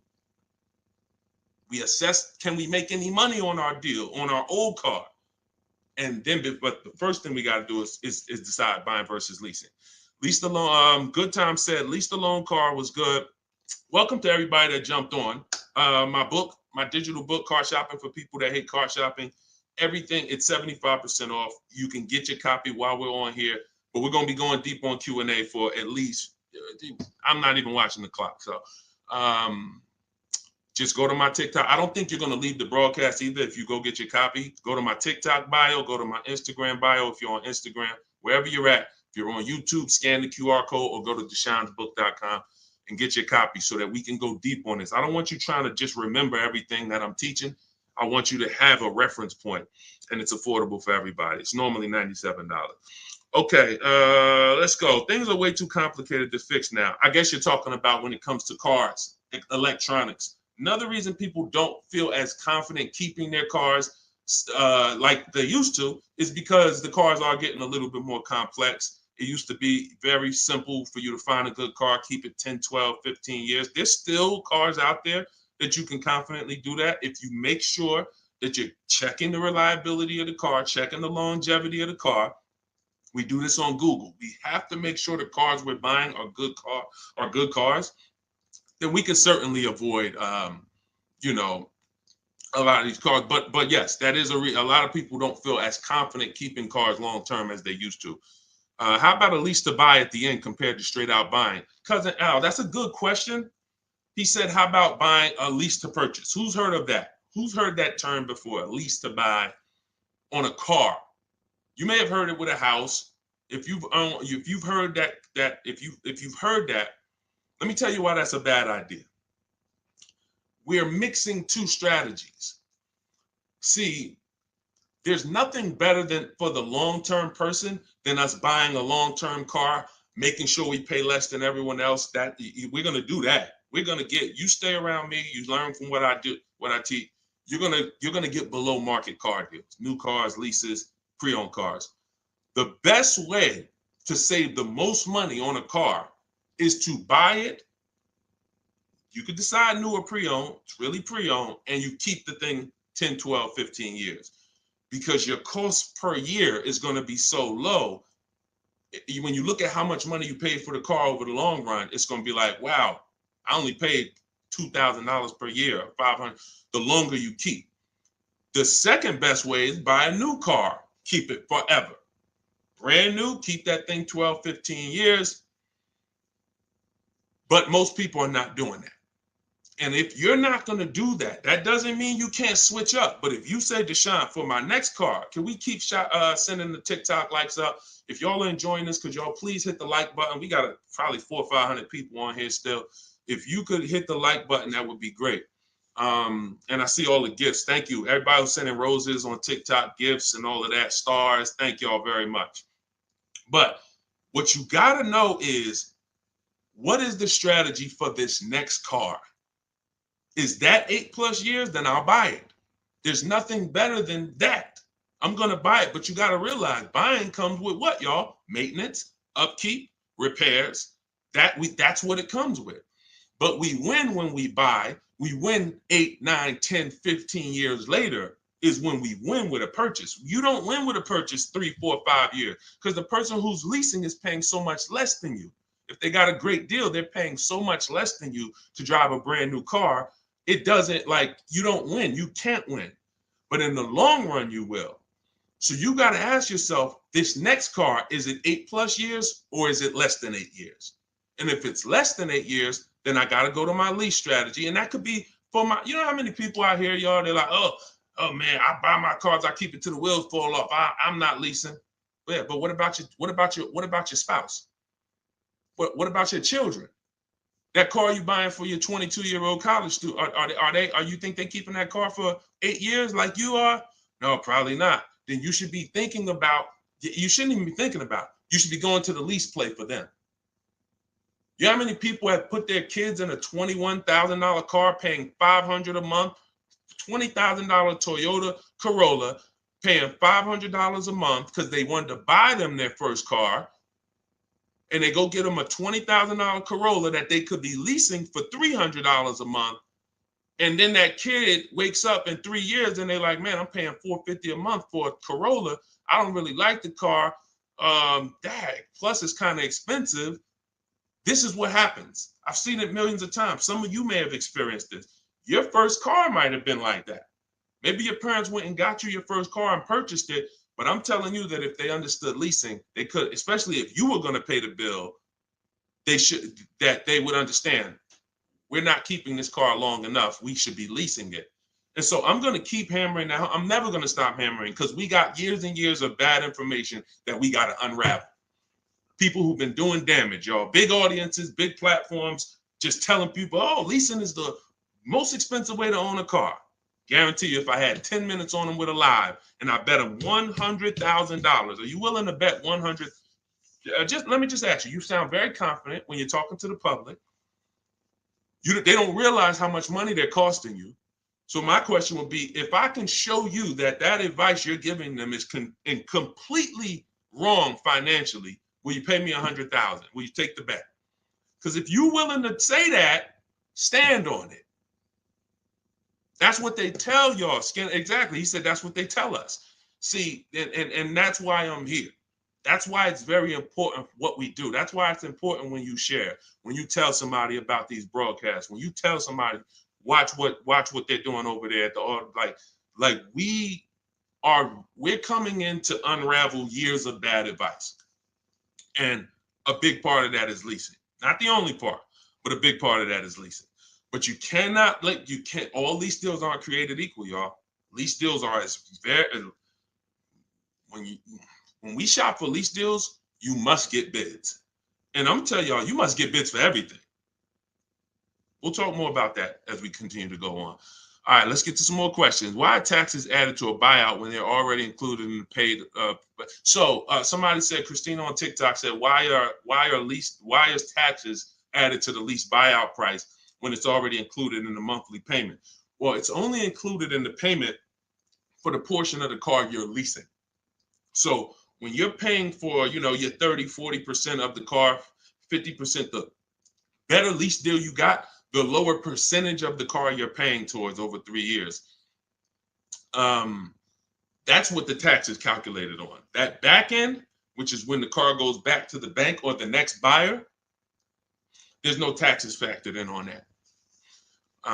Depending on your state, sometimes they will put tax on the payment, but they're not usually. I don't recall ever seeing a case where they're taxing you on the whole car because you're not using that portion of the car. That's why when you lease, when you look on your credit report, you'll see the only part you're responsible for is the part that you're using. So even though the car might be 40 grand, it might say balance owed 18 because you're only responsible for that 14. You're not responsible for the back end. All right, we lighten up the likes on TikTok. Appreciate y'all. I see you, Lisa Vasquez. Welcome. Kat, I see you. All right, let's go. Let's continue to rotate questions. What happens to my down payment on the lease? See, a lot of people asking about leasing. This is good. This just goes to tell you something. A lot more y'all gonna lease when you understand it. In fact, when you understand it, your next car will be a lease. Quite honestly, unless you can guarantee me, Deshone, I'm keeping it 8 years. If you say, Deshone, I'm keeping this thing 8 years, you go ahead and buy it. Don't think about leasing.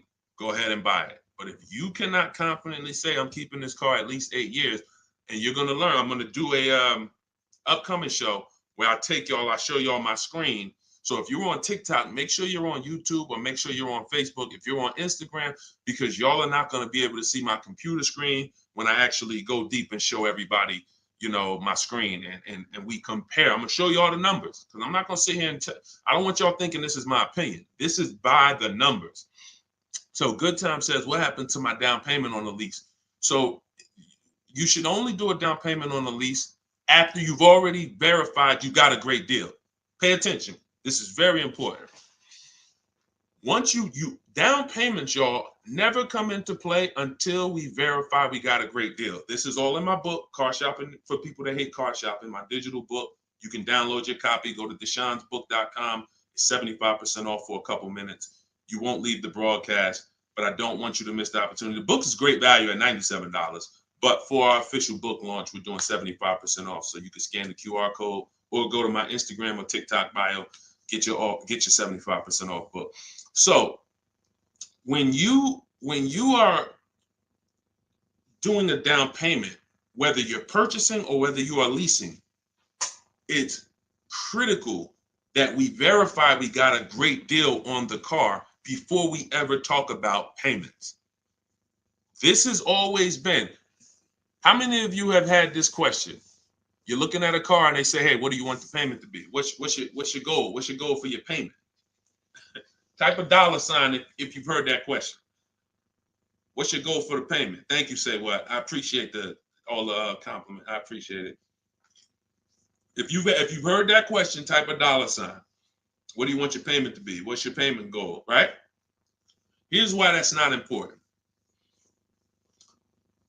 And here's why you never feed into that. If you feed into that, you run the risk of focusing on the payment structure and not the price of the car. You also run the risk of focusing on the payment structure and not shopping for your own interest rate and letting banks bid on your loan. When we do an episode, we'll do a show that is about structuring our deals, and you'll see that when we start getting our financing, y'all, we never want to let anyone run our credit until after we found our car. Because what people are trying to do, y'all, is they're trying to run your credit and they're trying to give you a time limit. Now you have a hard inquiry, but you also have a time limit to go find a car. That's not good. They might give you 30 days or 45 days, 90 days before the approval expires. It's usually 30, 45. That's a problem because now we're out there rushing. But when it comes to down payments, we are only structuring our deals after we found our car. So I teach you how to get bids on your lease. Get bids on your lease, get bids when you're buying a new car. Once you find the dealer that gives you the lowest bid, now you come in and you see how you want to structure the deal. You must get bids first. And the way we shop for leases, I'll tell you about how we shop for purchases too, but the way we shop for leases, we must get all these offers because there's so much money that could be hidden in a lease. It's ridiculous.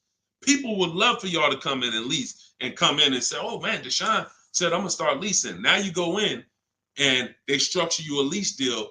It looks better than a purchase, but it's still not a good deal.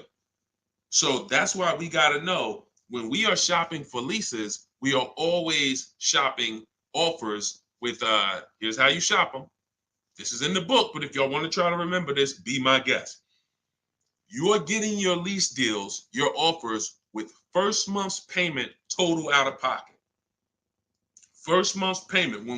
Now look, when you shop for a brand new car, you are always getting your offers with tax, title, license, all fees included. When you shop for a brand new car, you're getting your offers from multiple dealerships. I do this online. You can call them. I would suggest you do it my way. But if you want to call them, you can talk to a sales manager and you say, hey, I got this car. I'm looking to see if you got something similar, but I need an offer with all taxes, fees, everything included. And now you're comparing that. But I would only talk to a sales manager if you're going to go that route. Again, in my book, I teach you the scripts. I got the emails that we use to do this because you want to use my words. But if you're not going to use what's in the book, you should be calling and asking for a sales manager and just give them an opportunity to beat the quote. That's a manual way to do it, but it's still better than you going back and forth with one dealer. We cannot go back and forth with one dealer anymore because when you start getting bids, mark my word, it's going to blow your mind when you see how overpriced some dealers are. When you see how overpriced some dealers are, it's going to blow your mind. So in order for you to shop your lease quotes, you're shopping your lease quotes with no money down, so good time. When you talk about what happens to your down payment on a lease, well, you're not putting your down payment down until you got a great lease deal. So you get your lease deal, first payment, and then you divide that into the monthly payment. Into the MSRP. Very important. Let me give you all an example. Pull up my calculator. So let's say I got an offer of $500 a month on a $40,000 car. That's what's called a 1.25% lease. You take the monthly payment and you divide it into the MSRP. That gives you a percentage. The lower percentage, the better the deal. And this originated from some of who's heard me mention the 1.5% rule for bad lease deals. Type me if you've heard that. No, you don't have to tell them you're pre-qualified before you go. It's not even a question. We're just shopping for the price of a car. So you've heard, okay. Okay. So, see, and I looked at another question while I was in the middle of answering one. So, wait, we were talking about lease quotes. We were talking about, okay. Okay, that's right. The 1.5% rule. So when y'all hear me mention the 1.5% rule, I'm telling y'all, again, it goes back to the fact the lease, the name of the game with a lease is how much can I pay for a car over 3 years that I'm giving back? The lower, the better. So since the beginning of time, people who got great lease deals knew about the 1% rule. The 1% rule said, if I buy a car, if my lease payment is 1% of the MSRP or below, it's a steal. So if I'm looking at a $40,000 car and my lease payment on it, 12,000 miles per year, is $400 a month, no money out. No money. I know that y'all may have been taught, yo, you got to put money down when you lease. That is a lie. I'm going to be peeling back a lot of lies, a lot of misconceptions, a lot of bad belief systems that we've picked up, and we're going to tear those down. So money down with a lease is absolutely not a requirement.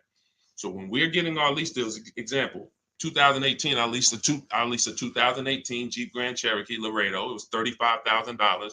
I gave them $330 a month, and I drove off. That was my payment. 39-month lease. We'll talk about in the future. We don't do 4-year leases. We'll talk about that in the future. But that's the 1% rule. 1%. Now look at that. Think about value, y'all. You drive off the lot in a brand new $35,000 car, and you're paying $330 a month. That's under 1%. So these are steals. I call these steals. You ever see a lease deal like that? It's not a deal. It's a steal. Now, in order to get that type of deal, you need a great lease program. So we can't. So it's not just like, oh, every car has a 1% deal. No, if they don't have a ton of rebates, if they don't have a good residual value, if they don't have a good rate, then it's not going to happen. But in the long run, we can't control that. All we can control is how we're going to shop. And the way we shop is get your first month's payment.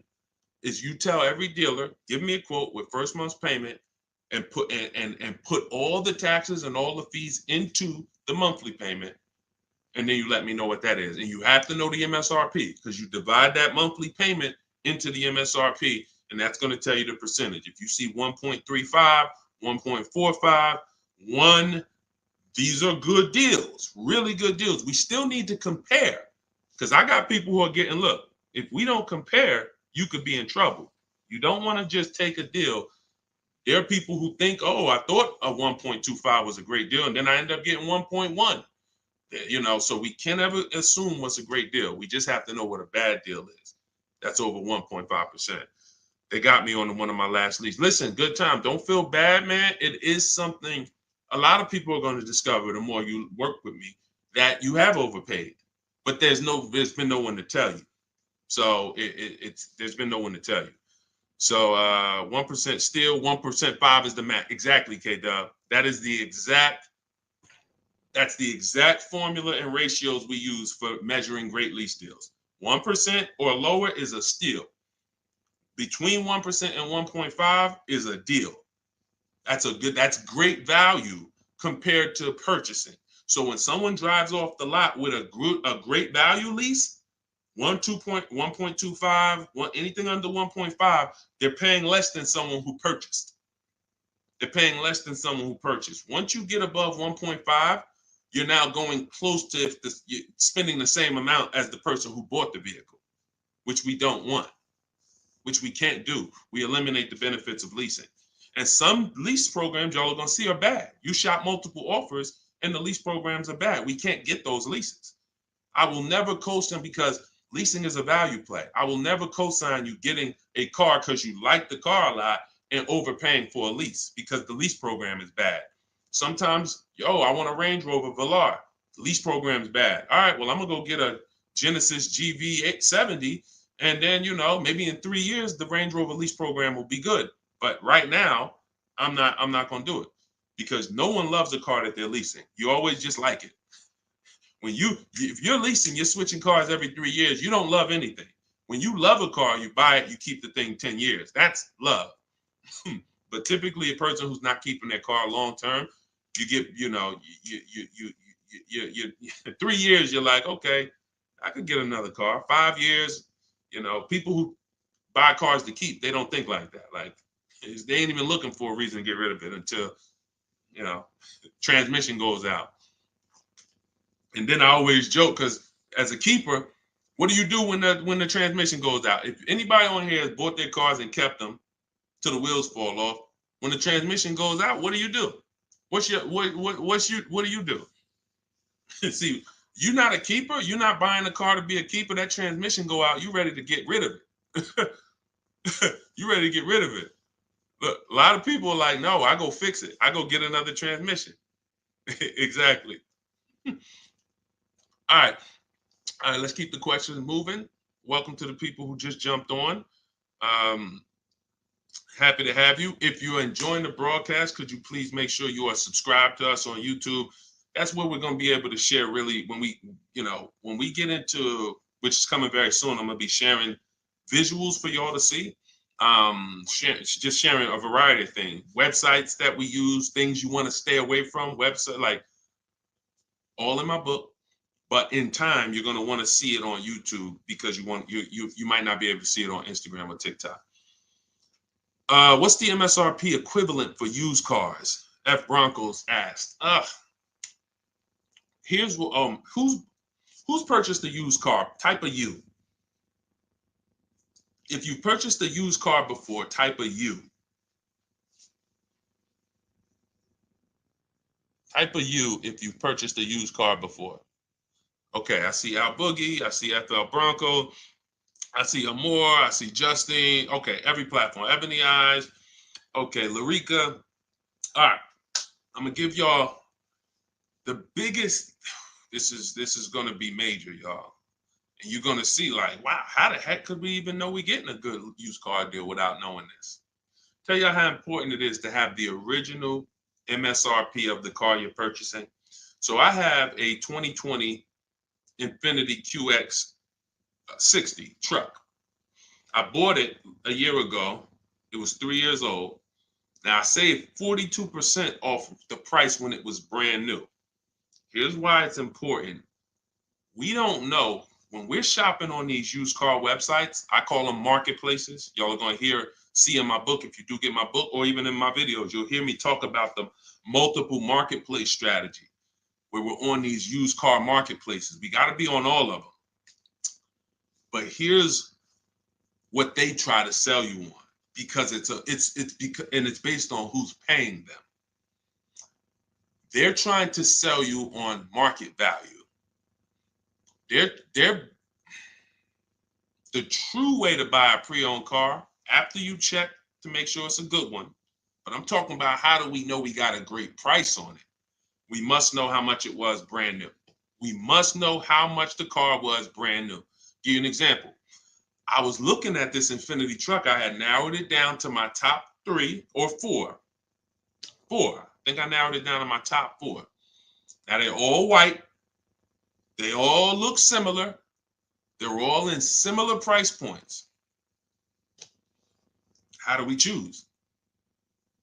This is where we usually are stuck. And this is where we usually make a bad decision. I'm going to tell you why. I get the MSRP of these cars. By the way, my special strategy for getting the MSRP, one of them is to go to the dealer's website. Most dealers have a contract with Carfax, and that car will be on their website.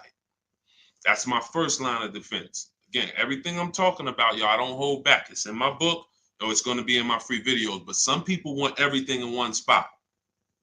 One spot, step by step. That's what the book is. 75% off in my bios, or go to Deshone's book or scan the QR code. So I look and I pull the MSRP, the window sticker for all of these vehicles, and what do I see? The 4 vehicles, the original price of them, one is 46, one's 48, one's 52, one's 54. Why is this so important, y'all? They've taught y'all to buy used cars based on what? Nothing. This is what we're asking for the car. Okay, I think I see some less than that. If all of these cars were 31,000, but one was 54, that's the best deal. In fact, none of those other deals are even close. That car right there has more packages in it, more equipment in it, special features in it. Those other cars don't. So the percentage of the discount that I'm getting off the car is higher here. Does not matter what the dealer's asking for the car. See, we've been taught you go and you focus on trying to get the dealer's price down. That is true in some cases. But what's more important is I need to know, based on what the dealer's asking for the car, how much off MSRP, original MSRP, am I actually saving? Is it 30%? Is it 40%? Because I might look at this car here and yeah, they might be asking $1,000 less for it, but the original equipment in that car is $5,000 less equipment. This is why it's very important. It's critical.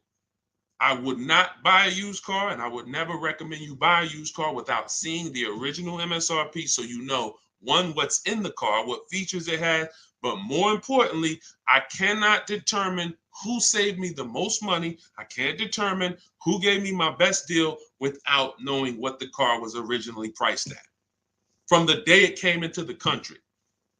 And y'all, unfortunately, and I hope it's nobody on here, but unfortunately, we probably do have it where during the pandemic, people were paying 90, 95, 100% of value for used cars. When I mean a Toyota Camry that brand new was 30, they were paying 29 for it, and it was 3 years old. See, I call this true value percentage, TVP. Y'all are going to hear this. We call this true value percentage. We can't look at a used car. See, once we see, wait a minute, based on the new price, the car when it was new, you charging me 95% of the car's value, and it's 3 years old. Once we start looking at true value percentage, car was brand new 30, you asking 25. Okay, you knocking this percentage off. This is how we make sure. Now look, that doesn't help us get quality cars. That doesn't help us stay within our budget. We'll talk about that in the next hour. Because what I'm going to be doing is I'll be doing these shows throughout the day in hour segments. So what you'll see is every time I come, we'll do if there's something that we want to tie up, we'll try to do it in both hours. Again, it's very tough to go over all things and then do Q&A and just get it done in a couple minutes. So some things may continue to the next hour, but once y'all get this, it doesn't change. So although, some of this might be brand new to you. I'm sure it is for a lot of you, having a system for how you shop, boundaries. But once you see how this thing works, it doesn't change. That's why I could write a book. That's why I have a library of videos that are step-by-step. The step-by-step version of my book is the Cars from Home video library, because I know we're so ahead. The car business is so old. I don't have to worry about this changing in the next year, 2 years. If anything, like Vroom went out of business, we adjust that. I might adjust that one section because Vroom's not in business anymore. But the way we teach you to purchase cars to guarantee you pay less than everyone else, to guarantee you save the most money on your loan, to guarantee you get the most money for your old cars, that's not going to change because we are just too far ahead of what the car business is doing. Welcome. Blessed said, I'm new here, been watching your shorts. Great job, homie. Good looking out. Appreciate you, man. Thank you so much. If you're not subscribed yet on YouTube, could you make sure you subscribe? Everybody who's on any other platform, if you could subscribe to us on YouTube, that's where we'll be, able to put a lot of our widescreen stuff so y'all can see. We're gonna teach, but what y'all gonna see, even in the book, it's not teaching and then you're trying to memorize it. It's just shop different, When you shop different, you'll see, oh, this is a better way to shop. And then you're going to learn by doing. It ain't learning by memorizing. Hey, thank you, Sonny. Said, just purchased my ebook. Thanks for sharing. My pleasure. Everybody could get it for 75% off in my TikTok bio or my Instagram bio, or you could go to deshonesbook.com or scan the QR code, no matter where you're at. Let's see. I'm new here, but hold on. I got that. Hold on. Let's go. I still can't see the questions on Instagram. For some reason, I can't see the questions on Instagram. We got to figure that out. Now, here's what I will say. If you stay on long enough, somebody's going to ask you a question, because a lot of you, it's going to surprise you, but I know it. We've been working with people long enough to know a lot of you have the same situation, literally. So you stay on, even if you don't, your question doesn't get answered, you'll hear somebody that's, oh, that's the exact same situation that I'm in. Josie said, I really need help. I'm interested in buying a 2001 H1 with 70,000 miles, 75,000. Should I go for a 40,000 of 50K? I don't really understand that. I really need help. I'm interested in buying a 2001 H1 with 75,000. Should I go for 40 or 50K? So I'm guessing you're saying I'm buying a 2001 Hummer with 75,000 miles. Or either is that asking price is 75,000? Should I go for 40 or 50K? No, we go for whoever wins the bid. See, we can't get into, here's where this could hurt us sometimes. You know what we do? We save a certain amount off the price of a car, and then we want to carry it to our next deal and say, well, we should save the same amount on this car. No, because we don't know what the programs were that allowed us to save 7,000 off that car. And I'm talking about new. Pre-owned cars, this is different. Pre-owned cars, you go to the market and you see who has the lowest car for the money. So we're not going local. It's two favorite words, y'all. And some of you, let me see who's been with me for a minute. See if anybody knows. What's my two favorite words when it comes to saving money? And again, this is, I haven't been live and we haven't done this in a, does anyone remember favorite words? Y'all wouldn't know on YouTube, I don't think, unless I used to say this a lot on TikTok. Oh, Alicia said they got kicked out of Instagram. Okay, so come on over to TikTok. All right, it still says we got a lot of people on Instagram, but that's good to know. Okay, we'll check that out. Does anybody remember my two favorite? All right, anyway, I'm gonna tell y'all, and now y'all will know this going forward. And I want these to be your two favorite words: multiple offers. Multiple offers. Very important. When I tell you, when you make multiple offers your two favorite words, you are going to save so much money. It's crazy. So I'm not buying something and there's only one of them out there. I don't have anything to compare it to. That'd be like me walking into the grocery store and I want chips. I really want some barbecue chips. And I go into the aisle and it's only one brand of barbecue chips. Wise Barbecue is the whole store. Now, I don't know if they're charging me a good price because I don't have anything to compare it to. They might say, oh, bag of chips, $4.99. Is that good or not? Well, we don't know. But when I see all the other options, same thing with spaghetti sauce. I need to see all the options. Same thing if some of y'all were buying a TV. If you had to buy a TV right now, if you had to buy a daggone 100-inch TV, are you worried about overpaying for it in this day and age? No, because you know, man, I'm going to go to Amazon, I'm going to go to Best Buy, I'm going to go on this Walmart.com, and by the time I see some options and see what they pricing at, I'm going to be able to choose the best one in 10, 15, 20 minutes, right? That's what comes through. That's price confidence. That's called price confidence.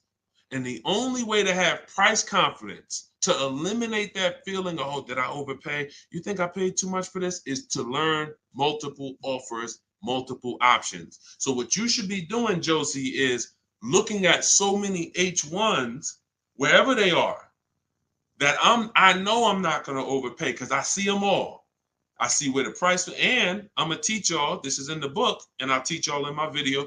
We set up accounts when we're shopping for a new car, because once we know where the prices are, we want to be alerted every new car that pops up, every single used car that pops up, you want to get alert on it. You want that thing coming to your email the minute they post it, because everybody else is not going to be able to move on it because it's too fast. They need time. They need to, oh, let me see it. Okay. But if you know the used car market, like I'm going to teach you, if you know the low prices on this car is 40, the high prices is 55. Soon as that one pops up at 41, you don't have to hesitate. Speed is what gets people deals a lot of times, y'all. I've sat in front of people and I'm literally offering them, and this is back when I was in the dealership, and I'm literally offering them, like, the dealership is making no money. That's how good of a deal it is. And I'm like, listen, miss, like, I'm just telling you, we're making no money. We gave you everything. But they didn't take it. And I'm gonna tell you why. I can't blame them. They didn't have enough other offers to feel confident that what I was giving them was the best. That's the problem. So in order to have price guarantee, price assurance, for us to know that we are paying less than everyone else, we have to see multiple offers. And then in order for us to guarantee that we have not, that's just what it is. Price assurance comes through multiple offers. And then we have to get a quality vehicle. Okay. So all of this I will teach. It's hard to get, maybe like a lot coming at you at once. That's why I would love for you to get the book, Car Shopping for People That Hate Car Shopping, so you could dig into it, so you can see that everything that I teach is methodical. I don't want you trying to remember this. Get the book, take your 75% off for the launch of the book, and then dig in and you'll see, wow, he has this thing set up in systems so that I don't have to be trying to remember what to do. I don't want y'all trying to remember what to do when you're out here shopping for your car. I want you to have a roadmap, a blueprint, and that's what 7 Steps to Saving Time, Money, and Avoiding Dealerships is. Thank you, Curtis. Appreciate it. 10-4. Oh, 10-4. Thank you for the guidance. It's a rare vehicle. If it's a rare vehicle, that's fine, but you don't want to overpay for a rare vehicle. You need to see enough of them to know that you're not overpaying. You don't want to sit there. You know how many people got a rare house? Your value's down. You know, I got a rare house. So if the value is going to be down, think about it. If it's rare buying, then it's rare selling too, which means your market, when you go to sell it, if you go to sell it one day, it's not going to be huge. That's not a car you can sell in 24 hours unless you just want to blow it out price-wise. But in order for you to make sure you don't lose, you got to make sure you buy right. You can't overspend by 10, 15 grand. So just make sure any H1 in this country, you know the price of it. That's all. If I see one over, it could be all the way over on the other side of the country. If I see the price, then I know what the market is. It doesn't matter if it's over there. If they're asking 10 grand less and it's a good car, has great service records, has great title history, has great accident history, doesn't matter. That shows me that's the market price. All right. Thank you, Josie. I'm glad. Enjoy it. You're going to be able to get to any car you want. And you have so many strategies in there for later. If you're buying a used car now, it's in there. If you're going to be leasing, it's in there. If you're going to be buying, you're going to know, all right, man, I want to get a lease for my spouse. Or, hey, you know what? I'm going to get a lease for my kid. Or you just might buy everything. But sometimes you might want to buy brand new. Sometimes you want to buy pre-owned. It's all in there. Different strategies for how you get to below market deals on each one. Uncle John said, who currently has the best lease program? It's no way to tell. Unfortunately, there's no way to tell. You cannot shop. That's the bad part. That's why when we shop, y'all, it takes us about 45 minutes to an hour to find out where the market is on a car, what the best offer is. Once you get good, like I said, if you're doing it the slow way, you could call sales managers. You get one lease price, and then you call a sales manager and see if they can match it or beat it, or beat it rather. But if you want to do it the fast way, I go through the websites. I contact the dealers through the websites, tell them exactly what I want. We do this for 25 dealers.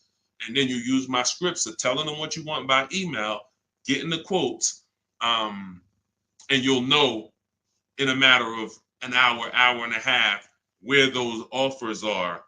But there's no other way. Because again, great deals aren't advertised. They're not going to advertise great deals. They'll advertise lease offers where they make money. Hey, bring us 35 grand. Bring us 3,500 plus taxes and fees, and your payment's $479 a month.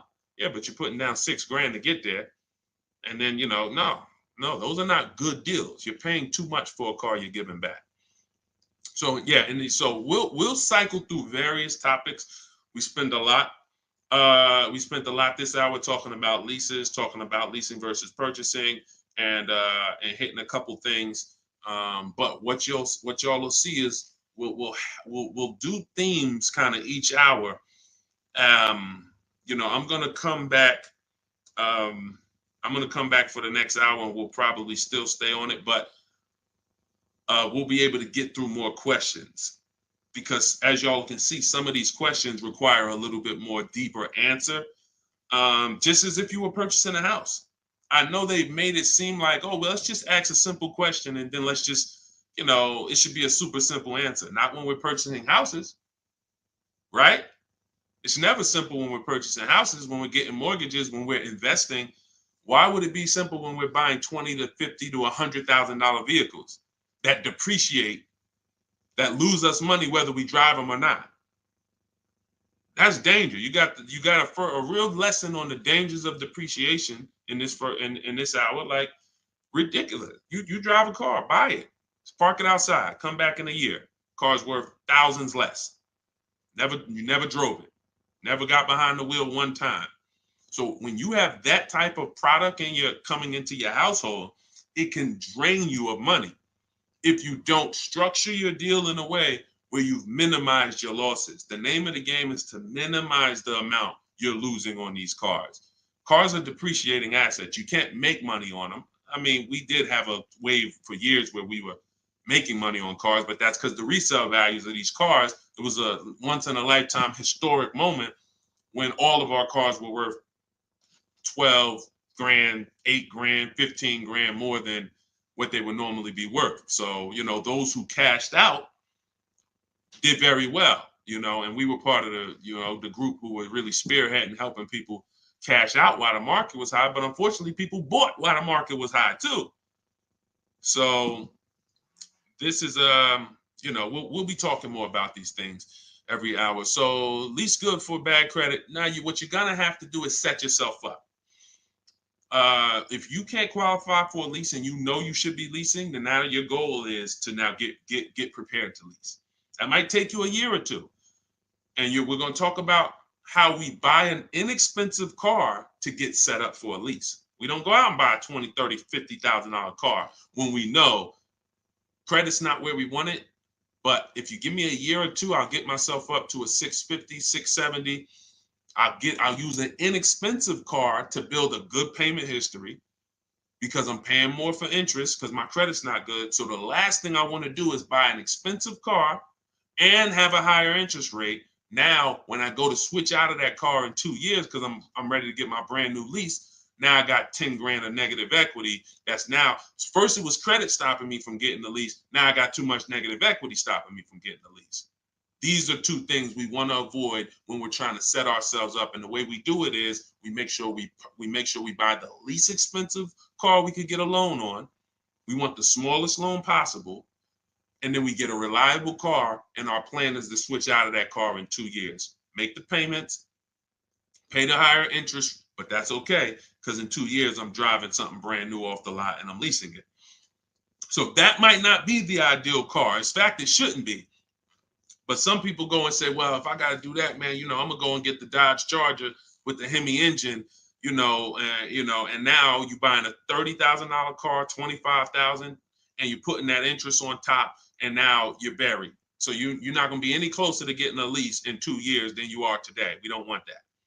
You got to bite the bullet And if you got a ton of money, I'll show you how to get it done, and you can get a little bit of a nicer car. If you got bad credit, but you got 10 grand, you don't have to get a $10,000 car, but we need to work these things accordingly, because the key is a small loan, reliable car.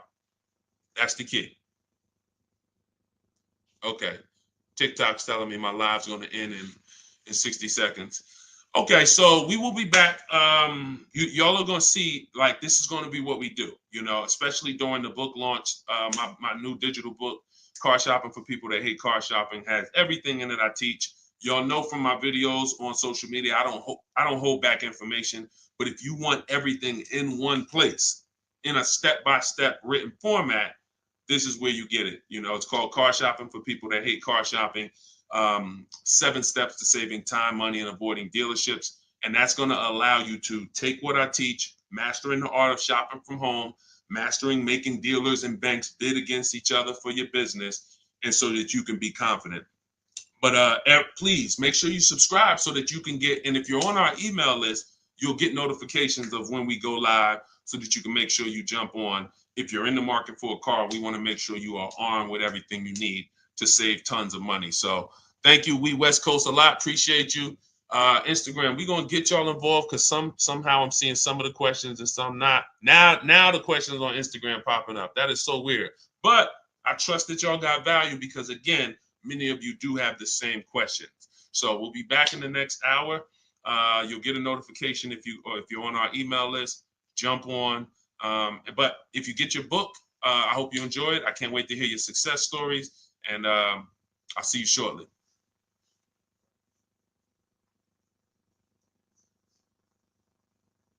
Oh, and if you need the book, it's in my TikTok bio.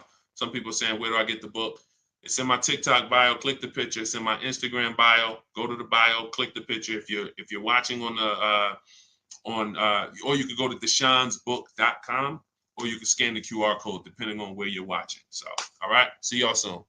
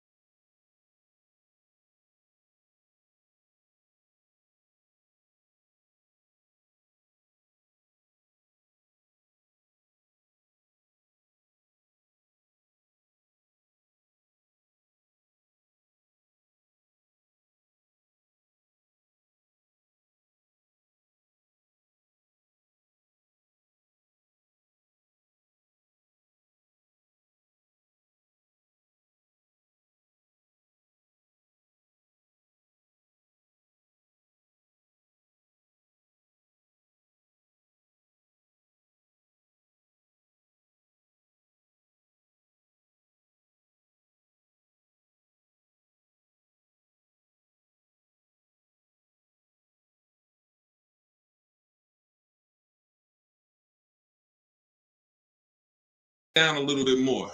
Why ask about the MSRP? This question is from TikTok. You need to know the MSRP for several reasons. If you're leasing, you need to know what percentage are you paying relative to the MSRP, because the 1% lease rule has always been based off the MSRP. If you got a lease payment and it was 1% of the MSRP, like $40,000 is the MSRP, your lease payment is $400 or less, then you basically stole a vehicle. And that rule has been around since the beginning of time. So when it comes to purchasing a used car, you need to know the MSRP, because how do you know how much you're saving if you don't know the original MSRP? How do you know how much you're saving? For instance, I bought a pre-owned Infiniti truck a little over a year ago. I paid 31 and change. I knew that the original MSRP was 54,545. Without knowing the MSRP, I wouldn't know how much I was saving off the original. And that's the only thing that's really important when you are shopping for a used car and you're trying to make sure you're getting a great price. There's other things you got to be concerned. There's 2 main things when you're buying a used car. Got to make sure you're getting a great car. You need a quality vehicle, That has nothing to do with price. Then the second thing is you got to make sure you're getting a below market deal and make sure you're paying a great price for it, in which case you must know the MSRP. Great question. Great question. All right, we got Dolan. Dolan will be bringing in questions from all platforms. We're live on TikTok, Instagram, YouTube, and Facebook. So just start typing your questions, and we're going to get to as many as we can in the hour. And, you know, if you have a follow-up question, I'm just going to try to blitz through. So you can certainly throw up the next question whenever you're ready, Dolan. I'm 8K under. My credit is challenged. My car is in danger of getting repossessed. What do I do? All right. This one's also from TikTok. I'm 8K under. What do you mean 8K under? I'm probably underwater. I'm going to assume that means you're underwater, negative equity. If that's the case, then what you want to do is you want to get the, so you're at negative equity, but then you're also behind on payments. I mean, you got to catch up on the payments. I mean, you could try to refinance. You're going to have a hard time. Negative equity, you can't sell it. If you had positive equity, you could sell it. You gotta make money. It's grind time. Like you know, there's certain things in life where we have bills, and the only situation we can do is pray and go and make money. You know, without money and bills, anyone's going to, you know, and this is a hardship, but this is without money or somebody to help you. I can't think of anything. You have a payment due. So, you know, the best thing you could do right now is to focus on how you can make some money so that you can pay the car. Negative equity isn't the biggest problem. The biggest problem is the car is in danger of being repossessed. If the car gets repossessed, now you got to start over. It's not the end of the world, but you're certainly going to have to start over because you're gonna have a repossession on your credit, and you're gonna have to buy a car with bad credit. I would be trying to rebuild my credit. That's what I would be trying to do. Make money, and if the car gets taken, you got to start rebuilding your credit. Follow Shonda Martin. She's a great resource on all these platforms. And but yeah, man, money answers to all things. Book of Ecclesiastes. So figure out how to make some money, man. Work overtime, double shift, second job, start a business on the side. As long as it does, you got to make some money. Can't make car payments without money. So go ahead, Dolan. Wish you the best, man. Keep me posted. This one's from Instagram. On a 3-year-old used car, what percentage from original MSRP should I be looking at for a price point? It goes by comparison. You should be compared. Without something to compare it to, you won't be able to see the actual, what the discount should be. You need something to compare it to. We do these live shows. You know, we got a couple hundred people on here already. The goal is to figure out through comparison shopping what you should be doing and what you should be paying. Hold on one second, y'all.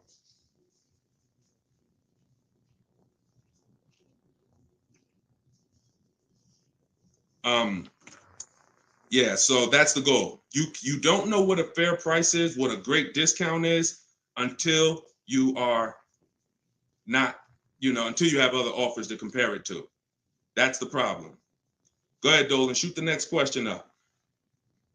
Like, I didn't know that 42% off my Infinity that I got was a great discount until I compared it to the others. I narrowed it down to 4 choices, and then 3 of them were not as big of a discount. And, one of them was, most of them were in the 30s. This particular one was a 42% discount off the original MSRP. Go ahead, Dolan. Oh, this one's TikTok. How do I get the lease rate down? You always, listen, the only way you're going to get a great lease deal is by comparison offers. You got to get at least 5 offers because 80% of dealers are overpriced. And the only way you're going to see that is by looking at other offers. See, most of the questions y'all are going to find out have to do with you shopping for cars the way you shop for other things in life. You shop for everything else. When we get great deals, it's comparisons. Everything we do is a comparison. Now, the only way you have price assurance is through comparison. and knowing if somebody tells you, we guarantee no one will beat our price, or hey, Walmart says you could buy this item and if you find it at a lower price, you know, we'll match it or we'll beat it. See, that's price assurance. That's comparison. That gives you peace of mind of knowing I'm not overpaying. And the only way for you to bring that same piece, the reason why we're able to, and for those of you, if this is your first time on a live with us, type 1. If you've never been on a live stream with me, type a 1 in the chat. See how many first time people we got. How many people first time? What y'all are going to see is what I'm teaching you to do is shop for cars the way you shop for everything else. Because the way you shop for cars now, you don't shop for anything else like that. Okay, Ronnie, I see you, Stoner Kid. Okay. I see you, Amelia. Okay, Batman, good to see you. Edgar. Okay, Paul, we got a lot of first-time people on here. So what you want to do is start shopping for cars the way you shop for everything else. And we get great deals by comparing offers. Now, some of the people I'm going to introduce you to and the way they've gotten their deals is by using what I'm teaching you. Everything that I teach comes out of my new digital book. It's called Car Shopping for People That Hate Car Shopping. 7 Steps to Saving Time, Money, and Avoiding Dealerships. So in that, I have 2 systems for how we comparison shop. One's for new cars and leases. You got to get at least 5 offers. And some of you are like, Deshone, how do I get 5 offers? Well, you stay on. We're going to talk about that. It's easy to do when it's online, but you won't see how different the prices are. When you see, man, everything seems overpriced, it's because you're dealing with what I call the 80%. Dealers that are the 80% are overpriced. They're going to charge you as much as they can because they don't think you're going to find the 20% dealers that are going to beat those offers. So when you talk about how to get a lease rate down, like you look at somebody like Danielle. This is Danielle's lease. She just got a lease on an Audi not too long ago. $44,000 vehicle. She paid $550, no money out of pocket. She just gave him $550, drove off. No down payment. So a lot of the things you're going to see, this is the reason why I represent the Unlearn, Relearn brand. Because a lot of what you've been using, you got to unlearn. It's not going to work here. But I'll help you do that. I hope you do that. So for the launch of my new book, you can get yours for 75% off in my TikTok bio. It's normally $97. It's 75% off while we're on the broadcast. You got 30 minutes. And Instagram bio, you can get yours. And if you're on YouTube and if you're on Facebook, I'll put the link for you guys. Y'all can get yours. But that's how you get lease rates down. Comparison offers. Making people bid for your business. Stop negotiating, guys. And start making people bid. We'll talk more about that. Go ahead, Dolan. Shoot the next question up. We're taking questions from all platforms, Facebook, Instagram, YouTube, and TikTok. And could everybody who shares invite somebody? If you're a sharer, I appreciate it. I always give, we're trying to figure out something special we could do for the sharers because there's nothing, I told y'all, inbox me. If you got ideas, what could we do to reward or come up with something for the sharers? Because you guys are the people who help us spread this message. I appreciate all the new people, but I want to do something special for the sharers. Please DM me ideas of what we can do because we want to make it a regular part of our broadcast. All right, I see you, Sharice. Thank you. All right, go ahead. This one's from TikTok. Can you ask for additional discounts since you're an educator? See, the problem is if there's a rebate, then you'll get it when you reveal it.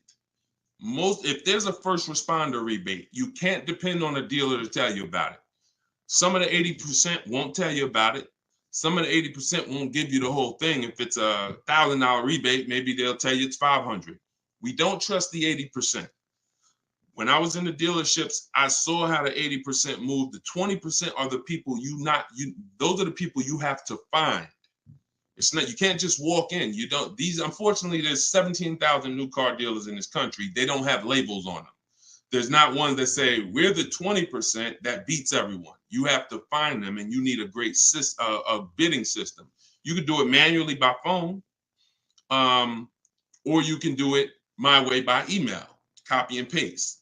So, but you're not going to, it's like people who said, well, I have a GM, I get a special price with Ford. I get a special price with General Motors. You can't depend on the dealer you're dealing with to tell you the special price and to tell you the rebates if they have them. The only way you're going to see it is by getting at least 5 offers, and then you'll be able to reveal who gave you the real offer. It's unfortunate, but it's actually better for you, because when who's not a good negotiator? Type not me if you are not a good negotiator. Just speaking honestly, you're not a good negotiator. It's not your thing. I consider myself to be pretty good, and I won't do it. All right, Danny said not me. Okay. Rai, sorry, I butchered your name. Lovey, okay. This is going to work for everyone who's not a good negotiator. Now, I am a good negotiator, but I won't shop that way. I'm always going to get bids, because if you're negotiating with the 80%, they're so overpriced. Even when they drop down a couple $1,000s, you're still overpaying. That's the whole point. That's why it's best for you to sit at home where you're in control.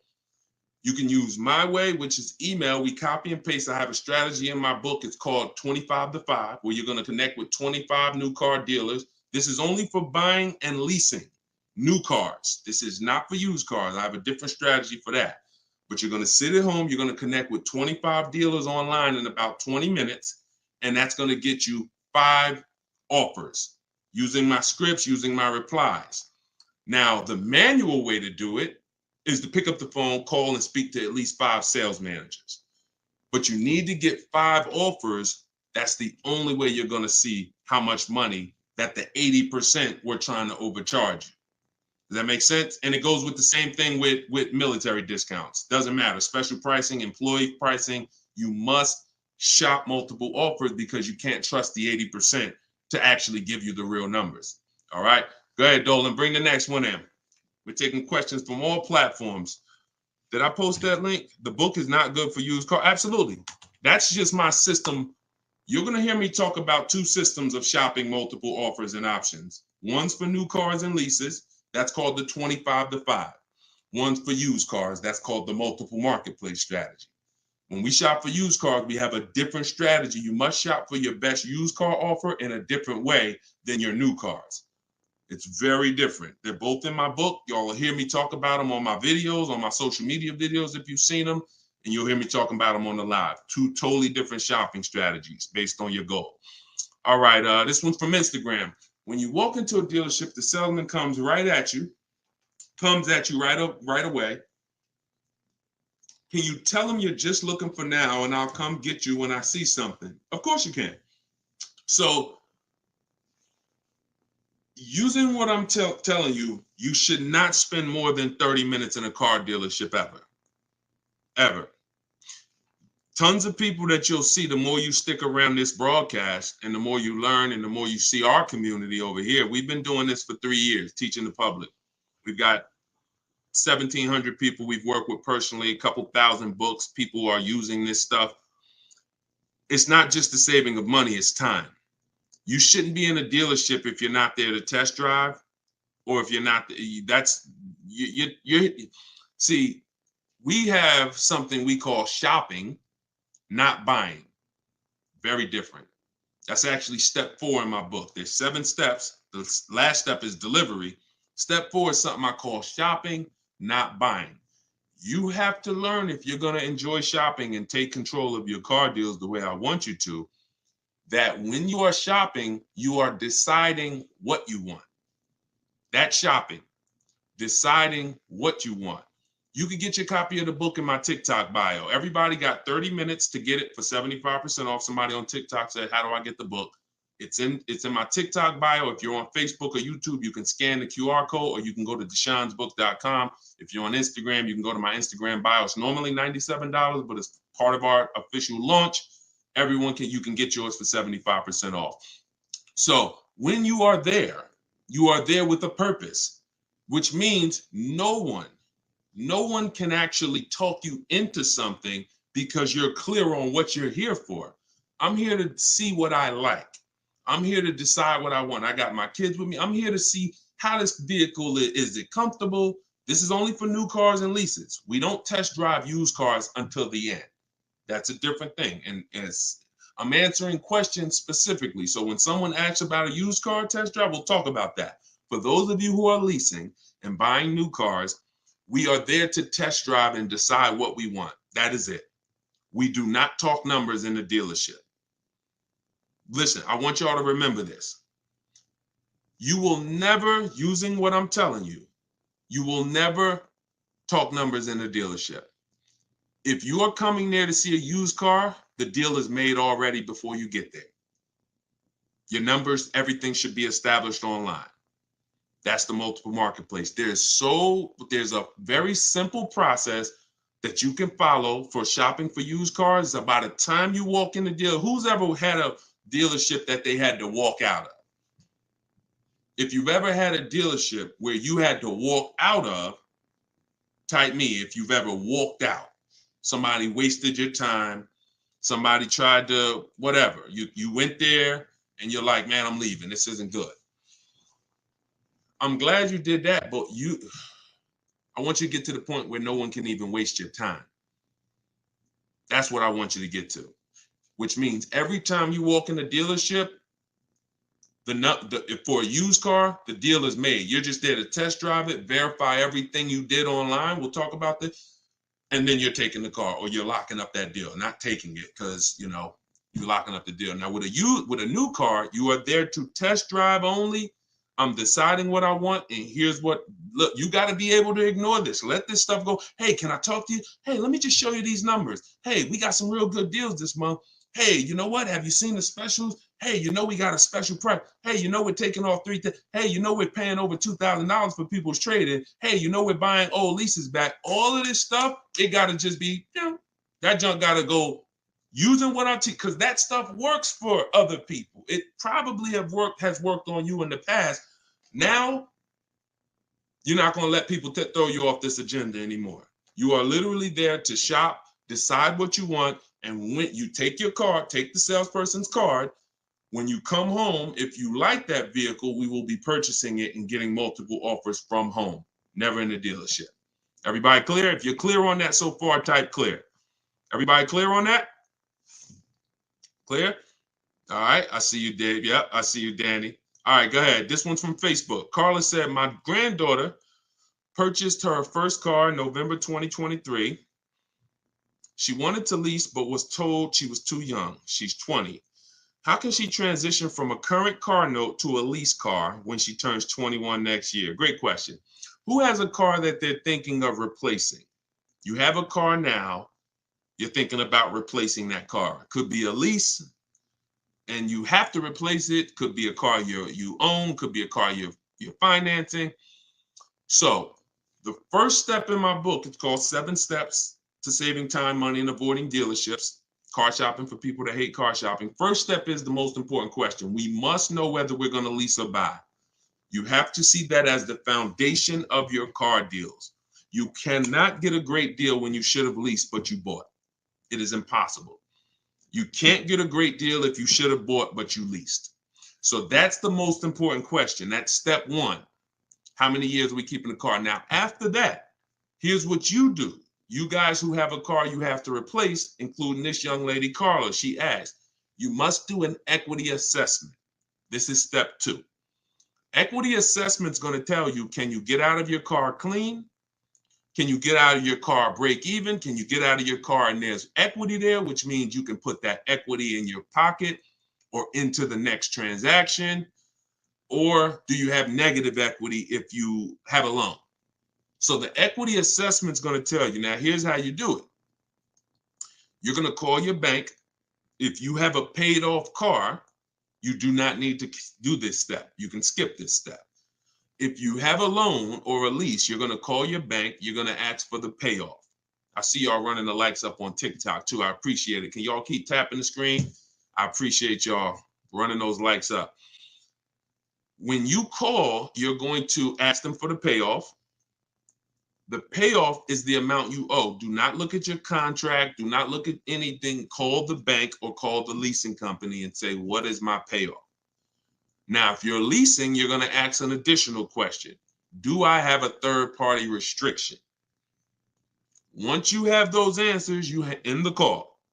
You are then going to go on to the websites that I'm about to mention. You're going to get 6 bids, 6 offers. My 2 favorite words when buying anything. And if you like to save money, these will become your 2 favorite words. Multiple offers. Multiple offers. I love those words. That's how you buy everything else. Multiple offers, multiple options. That's how we save the big money. So you're going to go to CarMax.com. This will take you about 20 minutes to do an equity assessment. You're going to go to Driveway.com. You're going to go to AutoNation, Sell My Car, Carvana, Kelly's Blue Book, Instant Cash Offer, and Car Guru, Sell My Car. As more people buy cars, we'll keep adding them to our list. Those people are in my book. That's who we get our equity assessment from, because here's what your car is worth, what people are willing to offer you cash for. What's the one word? Some of you have been, hold on, don't bring in the next question until I give you the road, because some of these I got to go a little deep on, Dolan. But you could queue them up. Just get them ready so that, you know, when I call them out, you got them ready. I know you're stacking them. When you look at, you know, getting 6 offers, what's the one word that we don't use anymore? Let's see if anybody was on here. Maybe you were on here for the last couple broadcasts, or a lot of you are new, so you may not know. What's the one word? Good to see you start back up. What's the word that we're not using anymore? And for the new people, you're about to learn. We don't use, let me see if anybody got it. I give it about 3-4 seconds. Okay, everybody's about to learn this for the first time. We don't use the word trade. You don't get maximum money trading anything. I know you've been taught that because dealers have actually taught you to give them multiple transactions in one. You buy your car from them, that's one transaction. You sell your car to them, that's another transaction. And if you get your loan from them, that's a third transaction. All of these are separate transactions. And how big is the money in them? I'll break it down to you like this. You can actually there are companies that only want to lend you money. They don't sell cars. That's how much money is in loans. There's companies and people who just want to buy your car. They don't want to sell your car. That's how much money is in buying cars. So somebody just said trading is convenient, though. If you want to conveniently lose $2,000 or $3,000 because you want to save 30 minutes, then be my guest. I'm talking to the people who are like, Deshone, that's not my thing. And I'm not talking about a private party sale. We're not talking about listing the car on Facebook. We're talking about going to people. All those companies I just named, they literally have a short inspection process and they cut you a check. I sold my lease to CarMax. They won the bid 2 years ago. I walked out with a check. I was there for 45 minutes. Then I brought my parents down because they won the bid for their Mazda. They taught you that, oh, anything else besides what we're telling you to do is going to be hard. You know, like, oh, you might as well just give us all the business because, you know, anything else is going to be just hard. Meanwhile, what you're putting yourself through is hard. So that's how you do the equity assessment. Now, if you do have a lease, when you go on those websites, there's a question there. It's going to say, is the car owned, financed, or leased? You want to put owned because you just want the true value. And when you put lease, it triggers something on their websites. Don't worry about that. If you don't have a third-party restriction, you can sell direct to anyone.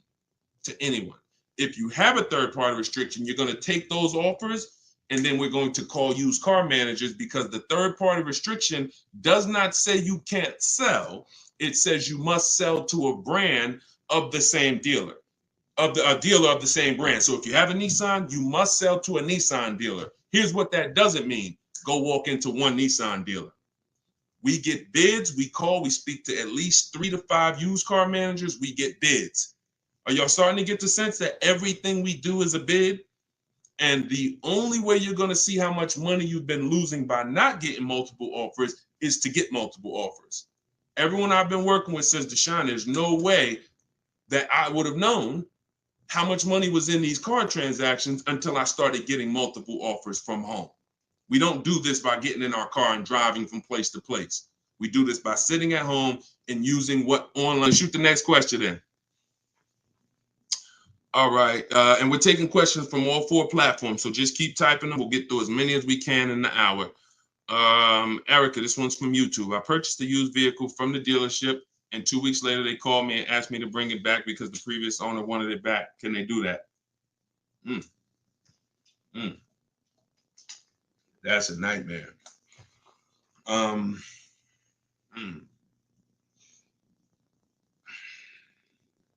Y'all hear that question? Erica purchased a used vehicle. 2 weeks later, they called, asked to bring the car back because the previous owner wanted it back. So it's less about your transaction, and it's more about if the transaction with the original owner was legally closed. If they left the transaction open, now, if I'm you, do you have your paperwork? You have all your loan? And here's the most important thing. Has the loan been funded? Is there a new loan attached to that vehicle under your name? Are they in the process of registering that vehicle under your name? Now, here's where you could be dealing with the crap that the 80% of dealers who are scumbags. This is what they do sometimes. They'll take a car from a customer. They're waiting for the title. They technically don't have the legal right. They have the legal right to sell the car, but there's a loophole there probably because they haven't gotten the title from the owner. And if the owner comes in and says, you know what, I changed my mind, and the owner's holding the title. But what I would do if I'm you, somebody got to call me. I want to look at your paperwork. If you have a loan, Erica, whatever bank you're going through, I would call them, and I would call if the bank knows you and they've established an account number for you, and they're like, yes, Miss Maxwell, we know you, then I'm holding on to the car until somebody comes and pries it from my hands because I have a legal right to this car. There's a loan under my name. You have my money. You have started this process. If none of that's in place, then, and it sounds like, it sounds like you dealt with a scumbag dealership, but that's what I would do. I'm not just giving up the car because you said, oh, the owner wants it back. The old owner wants it. That's not my problem. You made a deal with me. I have paperwork that is binding, and you work that out with the owner, because that happens sometimes. Dealers do some crappy stuff, or dealers don't cross their T's, dot their I's, and then and then the owner comes in, the original owner who traded the car. That ain't got nothing to do with who you sold that car to. That car is on the road and there's a loan attached to it, or there's been cash paid for it. Now I'm holding on to this car until you legally show me that I need to release this car. And I might call a lawyer and see, can I get some damages out of this? Like, this is just, God, the 80%, we got to put them out of business. And the only way you get these wolves out of business, y'all, is you got to starve them. I'm telling you, the more people that shop online, when you learn how to shop online the right way, people like this won't be able to exist. But because most people are still going in the old way shopping, giving them a chance to do this, keep me posted, Erica. It sounds like it's a terrible situation, but please keep me posted on that. Go ahead, shoot the next one in, Dolan. This one's from TikTok. What's the best practice for buying a car after bankruptcy? If the bankruptcy's been discharged, start rebuilding your credit. I've seen people who went through a bankruptcy. Once it was discharged, they started building credit immediately, and they were up to a 700 score in a year. So, the key is not to come out of bankruptcy and start buying stuff. The key is come out of bankruptcy and start rebuilding your credit, because if you can do it relatively quickly. Everyone should be following Shonda Martin. Some of you may know her. She's all over all these platforms. She does what I do, but she does it for credit. She'll do lives. The girl is brilliant, and I tell everybody about her. But that's the whole thing. You should be rebuilding your credit. You can do it quick. Get yourself up to a high 600-700 score, and then go and get a car. That's what I do. Go ahead, Dolan. Shoot the next one in. It's another one from TikTok. How do you feel about buying a car with a credit card? I don't. Credit cards are 20-something% interest. I don't carry a balance on my credit cards. Shonda doesn't recommend carrying a balance on her credit cards because the interest is exorbitant, and we would never buy a car with a credit card under any circumstances. Instagram. How do I keep my credit score from taking a hit each time I shop for a vehicle? Okay, good question. Let's go into detail on something I call the bank bidding war. Okay, this is something that I'm sure, unless you guys have been on here before, you've probably never heard. So you heard me say everything is a bid, right? So the same way we make dealers bid for who wins our business, who's going to sell us a car, same way we make the companies bid on who's going to buy our car, this is the same way we make banks and credit unions bid. 1 point on an interest rate on a $30,000 loan could be $1,000. So we're looking, so we take interest, we take shopping for car loans as serious as we take getting bids for the new car. There's thousands of dollars in loans. Remember what I said about 15 minutes ago? There's people who just want to give you a loan. That should tell you there's a lot of money in loans. They don't sell cars. So if there's a lot of money in loans, you're going to see this isn't about relationships. You're either going to be a relationship person or a money person. If you want to be a relationship person, type R. That's going to cost you money in what I'm telling you. If you want to be a money person, if you want to save all the money that you should be saving, type M. That's going to come at an expense of relationships, because your bank is not your friend. They're in the business of making money. All right, I see you, Jennifer. I see, all right, a lot of people typing M's. Listen, if you used to go to dinner with your car salesman, invite them to the barbecues, that's going to change when you start getting bids. Unless he just wants to compete. If he's willing to compete, then it won't change. But going back to what Cindy's asking, how do I keep my credit score from taking a hit? So there's a way you do this bank bidding war. There's 3 rounds to it. 3 rounds to it. The first thing we're going to do is check to see, are there any special interest rates for the car we're shopping for? Because if the bank is offering you 0%, 0.99%, this will only come from the company that makes the car. This won't come from a bank or a credit union. When you see 0%, 0.99%, it's like a finance rebate. It's like they're incentivizing you to finance, giving you very cheap or free money to use. No bank can compete with that. So the first thing you're doing, whether you're shopping for a new car, used car, is checking there. That's round 1 of the bank bidding war. Because if you do see that, there's no other reason to let anyone run your credit. That's what I'm getting. I'm going to get the 0%. I'm going to get the 1.99. Now, if that doesn't exist, now what we're doing is we're shopping for our car, and we're going to lock up our car, get our offers. No one needs your credit. When you're getting offers the right way, no one needs your credit to give you an offer. That's a lie. Deshone, they told me they did. They lied to you. What I tell you about the 80%? The 80% lie. Straight face. Look you in the eye. So we're going to get our offers. Once we find the best offer in the market, we reserve the car. We take that buyer's order. We come home. And now we're going to let tons of people run our credit. Isn't that going to make it go down? Here's how the bank bidding war works, and you can Google this. The credit bureaus allow you to have multiple people run your credit within a finite period of time. Experian has an article on this. They say between 14 and 45 days.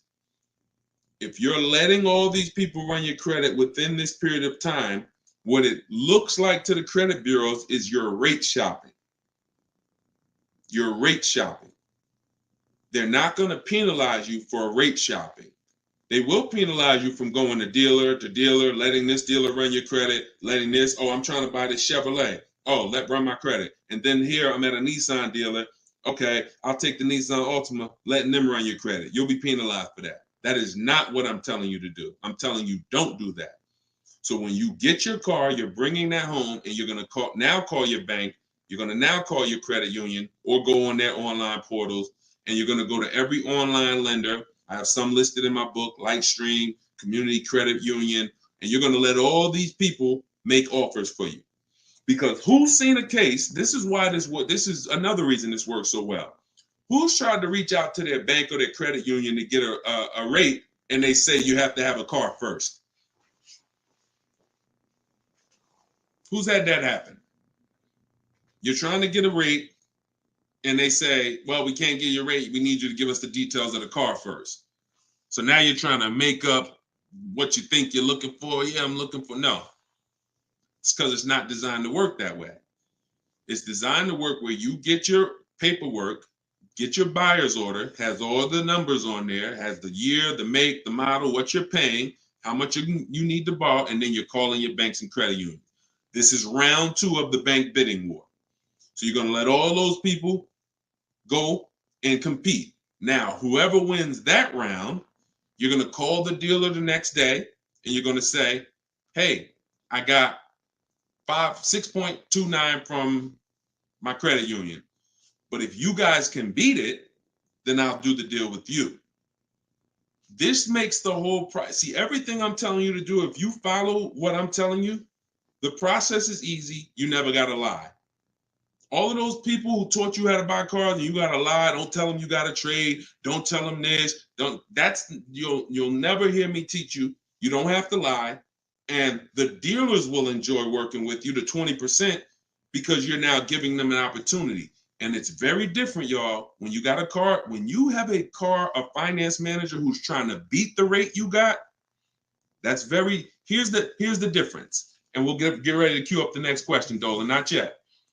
Here's the difference. When you don't have a finance manager trying to bid and beat what you have, they're going to their banks and they're asking the salesperson, what's the most you think they'll pay? What's the highest rate you think they'll pay? All right, quote them at this, and then let's see if we can negotiate on the rate. That's what it is when you don't have an offer. But when you give them that, when you found your car, locked it up, and then you call the salesman or you call the finance manager and say, hey, I got 6.29 if you can beat it. Now here's what they're doing. They're reaching out to all their 10, 15 banks and saying, let me see if I can beat this rate. Very different. And only one or two things are going to happen. They're either going to call you and say, hey, look, I tried my hardest. I can't beat the rate. Thanks for the opportunity, but you got a great rate. In which case you have something that we want, which is, who knows what we want. When it starts with a P, this is when we guarantee we paid the best price for everything. Who remembers? Well, I can't say who remembers because we get new people on this broadcast every day. I swear. All right. Price assurance. So when y'all hear me say price assurance, what that means is you don't drive off anymore hoping you got a good price. Talking to your spouse, hey, you think we could have did better? You think this interest rate was too high? Could we have got a better interest rate? No. Price assurance means you guarantee you couldn't have paid a lower price for the car. Nobody could have paid because you got bids. Nobody could have gave me a lower interest rate because I got bids. Nobody could have gave me more for my old car because I got bids.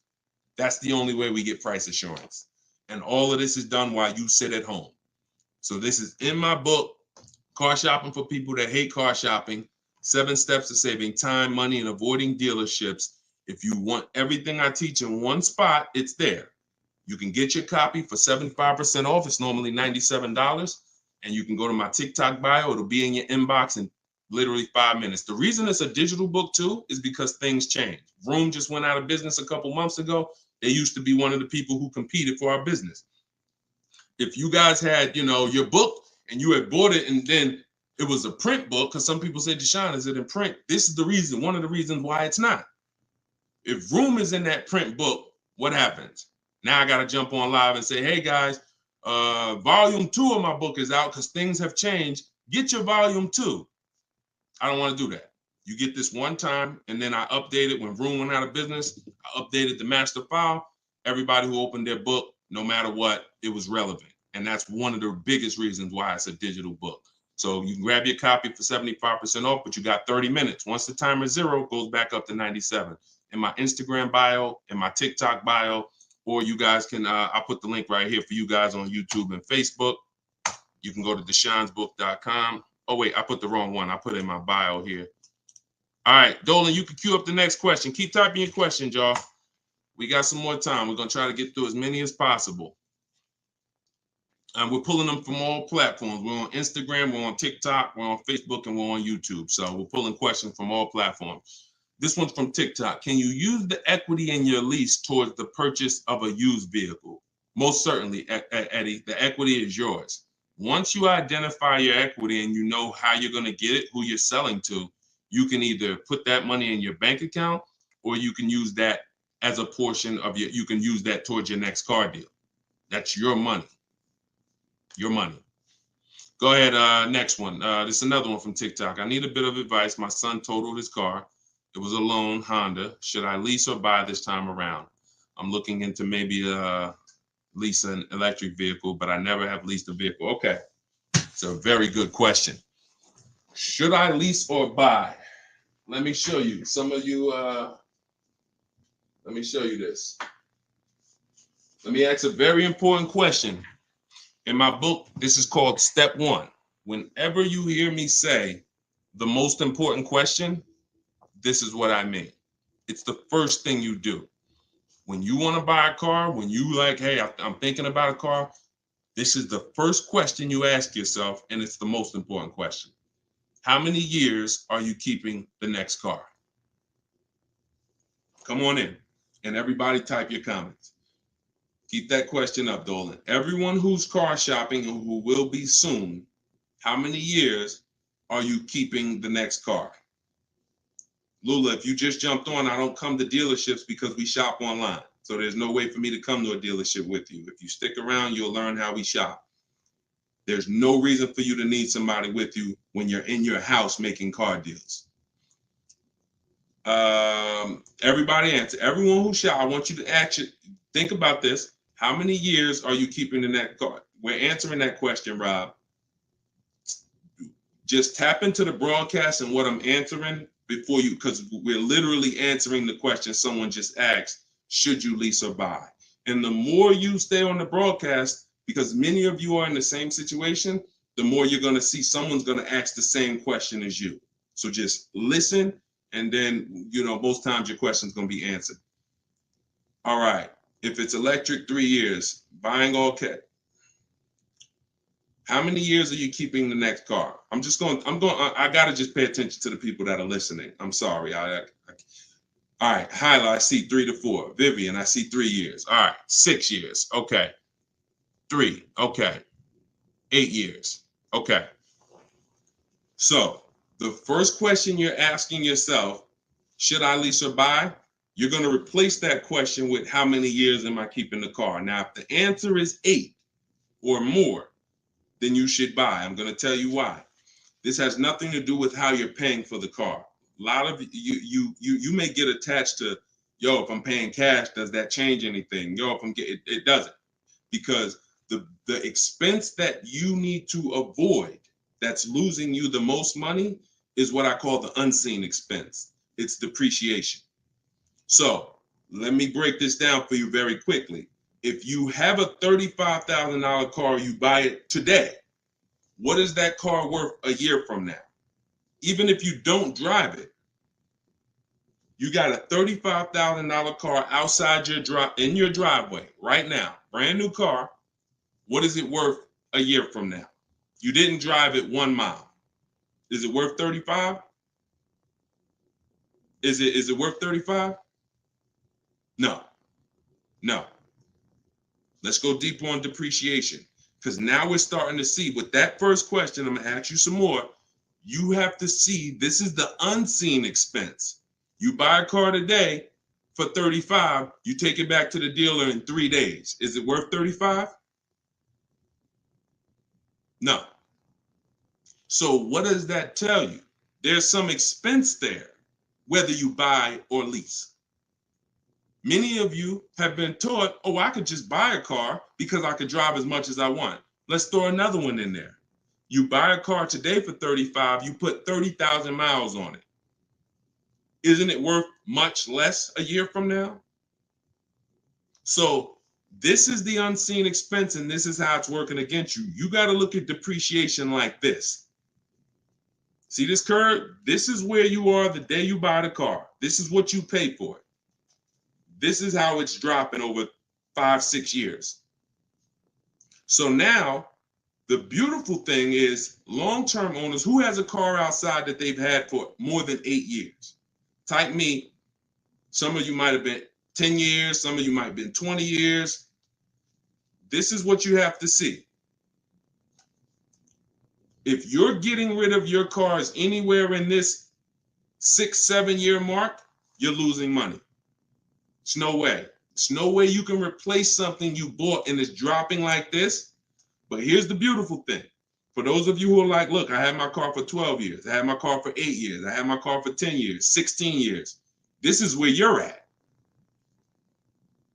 That's how your car is losing value. See, the car you have that you've had outside for 10 years, what it's worth today, a year from now, isn't it going to be worth about the same thing? Right?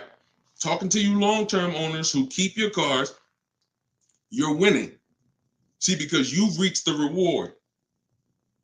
You've reached the reward for buying. The reward for buying is to get to the stage where your car a year from now is going to be worth about the same of what it's worth now. Now, that's when you should be buying. If your goal isn't to get to that level, you should not be buying. You should be shopping for lease deals. Because there's only two ways to beat depreciation. What I just said, and some of you might be saying, Deshone, I can't, I'm not keeping a car that long. You should not be buying cars. You're not getting to that level. You're not getting to the winning. The winning is that. Got a car outside, paid off, barely losing value. It was worth $9,500 last year. It's worth $9,000 this year. That's the reward. Now, for those of you who are on the other side, if you're on the other side, you should be leasing. And I'm going to show you how drastic it is of a difference when you should be leasing, but you're buying. I'm going to show you that there's no way for you to get a great deal if you are buying when you should be leasing. Look at somebody like, let's pull up, we talked about Danielle earlier. Look at Tope. Tope got a BMW, $54,000 vehicle. Now, some of you know, every $5,000 on the price of a car is how much per month? Every $5,000 on the price of a car is how much per month? It's not 7 years, so it's always 8 years. See, in my book, it's something called the 8-year rule. If you're not keeping your car 8 years, you should not be buying. Okay, good. I see a lot of you are tapped in. Every $5,000 is $100 a month. So when you're looking at a $50,000 car, you should be thinking that's $1,000 a month payment. What about the down payment? Forget about the down payments. Down payments have nothing to do with the deal. We are just talking about boundaries. When we look at a $50,000 car, $1,000 a month, 5-year loan. $20,000 car, $400 a month, 5-year loan. Every $5,000 is about $100 a month. Now let's look at Tope's deal. Tope got a $54,000 BMW. She's paying $756 a month. I'm going to prove to you right now that if you should be leasing because you're a short-term person, you are not keeping your next car 8 years. You're not keeping your previous cars 8 years, yet you bought them. I'm going to show you how much money you've lost listening to people that told you shouldn't be leasing. And we're going to correct that. So Tope got a deal, shopping multiple offers the way I teach. She got multiple offers. She got $690 a month. That's a 1.26% lease. $690 on a $54,000 vehicle. So let's say we're going to break down real quick 3 different ways to get this vehicle right here that she got. One is the way she got it, leasing, because she's a short-term person. Now let's say somebody says, Deshone, I'm going to buy that car. That person buys that car. Let's say they get an incredible price and they save $10,000 off a brand new BMW. Okay? I want to show you that even with extreme cases of big money, I could teach you how to get the best price on the car, but it's not going to change. If your deal is on the wrong foundation, you can't get a great deal. So let's say somebody walks in right after Tope. They look at her car, they see her driving off, and they're like, man, I want that same car. All right. And they end up saving 10 grand. So they buy it for $45,000. Taxes, fees, probably put them up around 48. Every $5,000 we said is $100 a month. $48,000, that's a $950 payment, y'all. 5-year loan. No money down, because Tope put no money down. So we're comparing putting no money into these deals. When you start putting no money into the deals and looking at them, you're going to clearly understand them. Sometimes people use down payment money to confuse you. $690 a month she's paying, they're driving off paying $950. No way. Now a third person comes in. Man, I see those two people just drove off. You got that car used though? Can I get a used one? I don't want to buy a new one. I don't want to get a new one. I know that's going to be expensive. What do you think a brand new vehicle that was $54,000 brand new? What's a good price of that vehicle used, y'all? What's a good price used?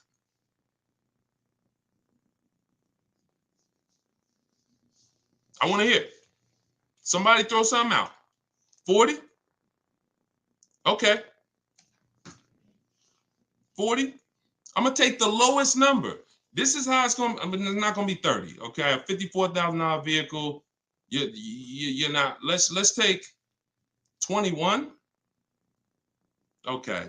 No, all right. I can't, we gotta use like real answers. So you're not getting a $54,000 vehicle. Oh, maybe I should preface 3 years old, right? Let's say 35. Let's say 35, right? That's pretty conservative. 54,000 new. They find one for a great price. It's a used car. They get it for 35. Every $5,000, $100 a month. What's the car payment? 700. 700. So you have Tope, who's driving off in a brand new BMW, $690 a month. You got the person who bought thinking it saved $10,000, got an incredible discount, $950. And then you got the person who got a 3-year-old BMW. Warranty will be up next year. They're going to be on their own. They're paying $700. That's what I mean. I told you I was going to make it very clear for you that when you should be leasing, you cannot get a great deal. I don't care how much money you save off the car. I don't care if you buy a used one. When you should be shopping for great lease deals, you're not a long-term person. Now, here's where both of those people can beat Tope. Both of those people can keep their cars 8 years, long-term, pay the cars off. Now, we see them down the line, and now they're winning. And it's not that Tope is losing. It's just that they've all won now.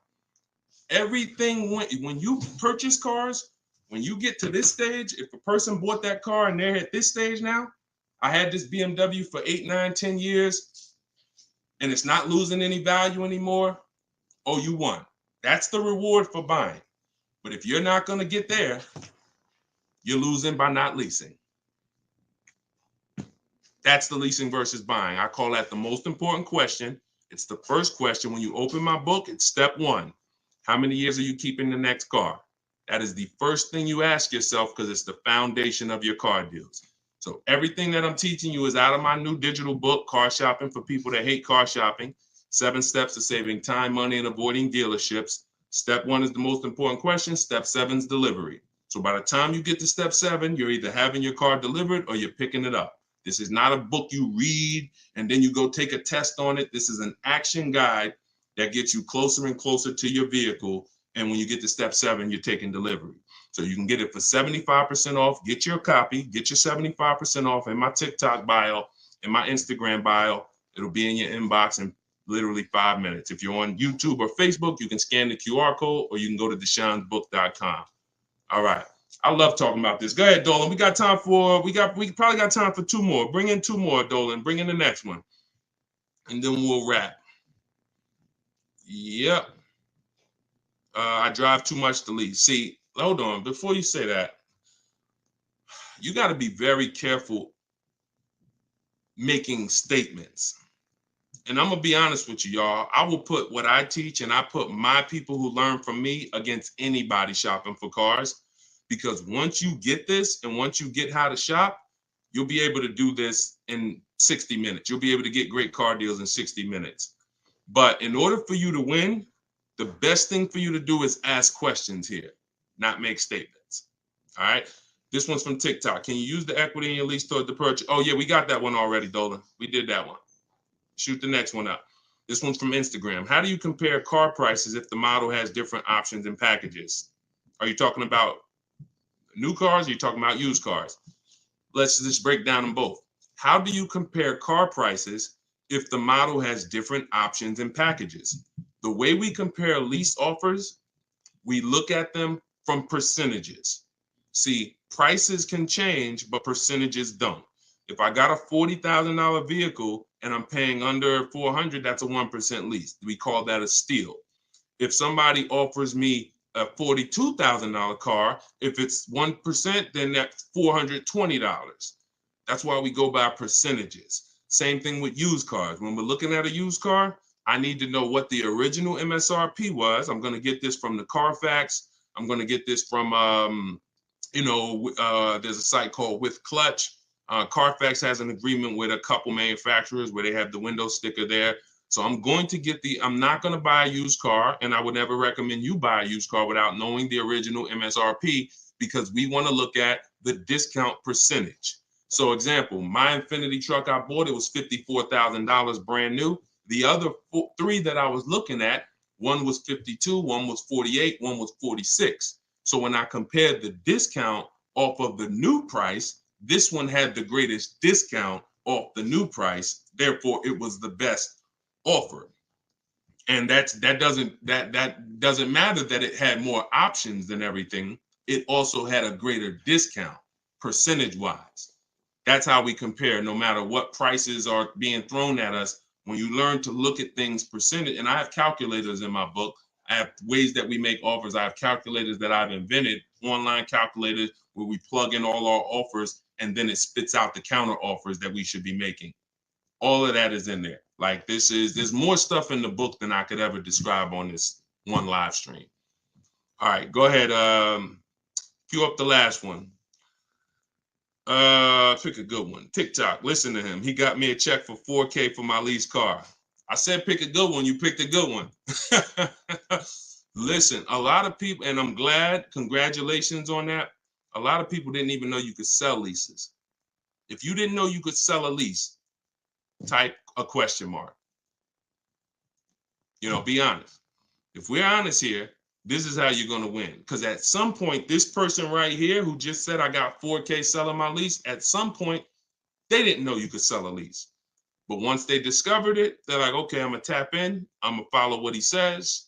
And that part of their transaction's 4,000 richer. Forget what they bought. Forget how much they got off the car. Just that part is 4K. So all of you who said I didn't know you could sell a lease, think of how much money you have left on the table returning leases to dealerships without doing an equity assessment. So we must do it. So I'm very big on getting this information out. Y'all can get it any way you want. You can go through all my social media videos. As you can see, those videos are made for different types of people. Some of you are high mileage drivers. Some of you are, going to be leasing. Some of you have negative equity. Some of you are going to be purchasing new. Some of you are going to be purchasing used. Some of you are going to be paying cash. So you can go through the social media videos and piece the ones together that's for you. You can also hop on these live streams, piece the information together for you, or you can go and grab your copy of my new book, Car Shopping for People That Hate Car Shopping, 7 Steps to Saving Time, Money, and Avoiding Dealerships, and you can just have the whole playbook. And the playbook is in there for everything. So if you're leasing now, it's in there. If you're going to be getting your spouse a car, it's in there. I can't tell you how much the book is going to make you. You'll tell me. Maybe 10, 15, 20 years, you'll tell me, this book, Deshone, this book has saved me $20,000. Because the more cars you get, the more your money you're going to save, even if you're going to get one. But I just want you to have the information, get it how you want it. You can get 75% off your copy as part of our book launch in my TikTok bio. Click that link, and then same thing in Instagram. Click that link and then click the button that says get 75% off my new book. But it's only for 30 minutes. After 30 minutes, price goes back up to $97. $24 is better than $97. So, and I'll put the link one more time for you guys on YouTube and Facebook. You can click this link here that says Deshone's book. I just posted it. Or you can scan the QR code. If you might be watching us on a television, you can just scan the QR code with your phone, grab your 75%. So this is what we do. Whenever you see me live, I'd encourage you to invite a friend, tell somebody. If you see a coworker and they're like, man, I got to buy a car soon, invite them to one of our streams, because we get very, very detailed about showing you all the money in your car deals and making sure you know what you're doing. Please, if you're not subscribed to us on YouTube, we got a lot of things coming to YouTube. We're going to be time stamping these questions in future episodes so that you can easily navigate through previous episodes and find your answers. So everything is Deshone the Auto Advisor. Make sure you subscribe to YouTube because we got a lot of stuff coming there. But other than that, have a great day. I'll see y'all in the next broadcast. Everyone who got the book, use it, win with it, and make sure you DM me or email me your success stories. I want to see your deals. Email me your deals, not just your cars. You're going to love it. Once you start making deals and you're confident with the money, you're going to be so excited about sharing the numbers, you might forget to tell me what car you got. You know, Deshone, look at this price I just got. Oh, by the way, it was on this car. You know, so that's what we want. All right. God bless y'all. I'll see you soon.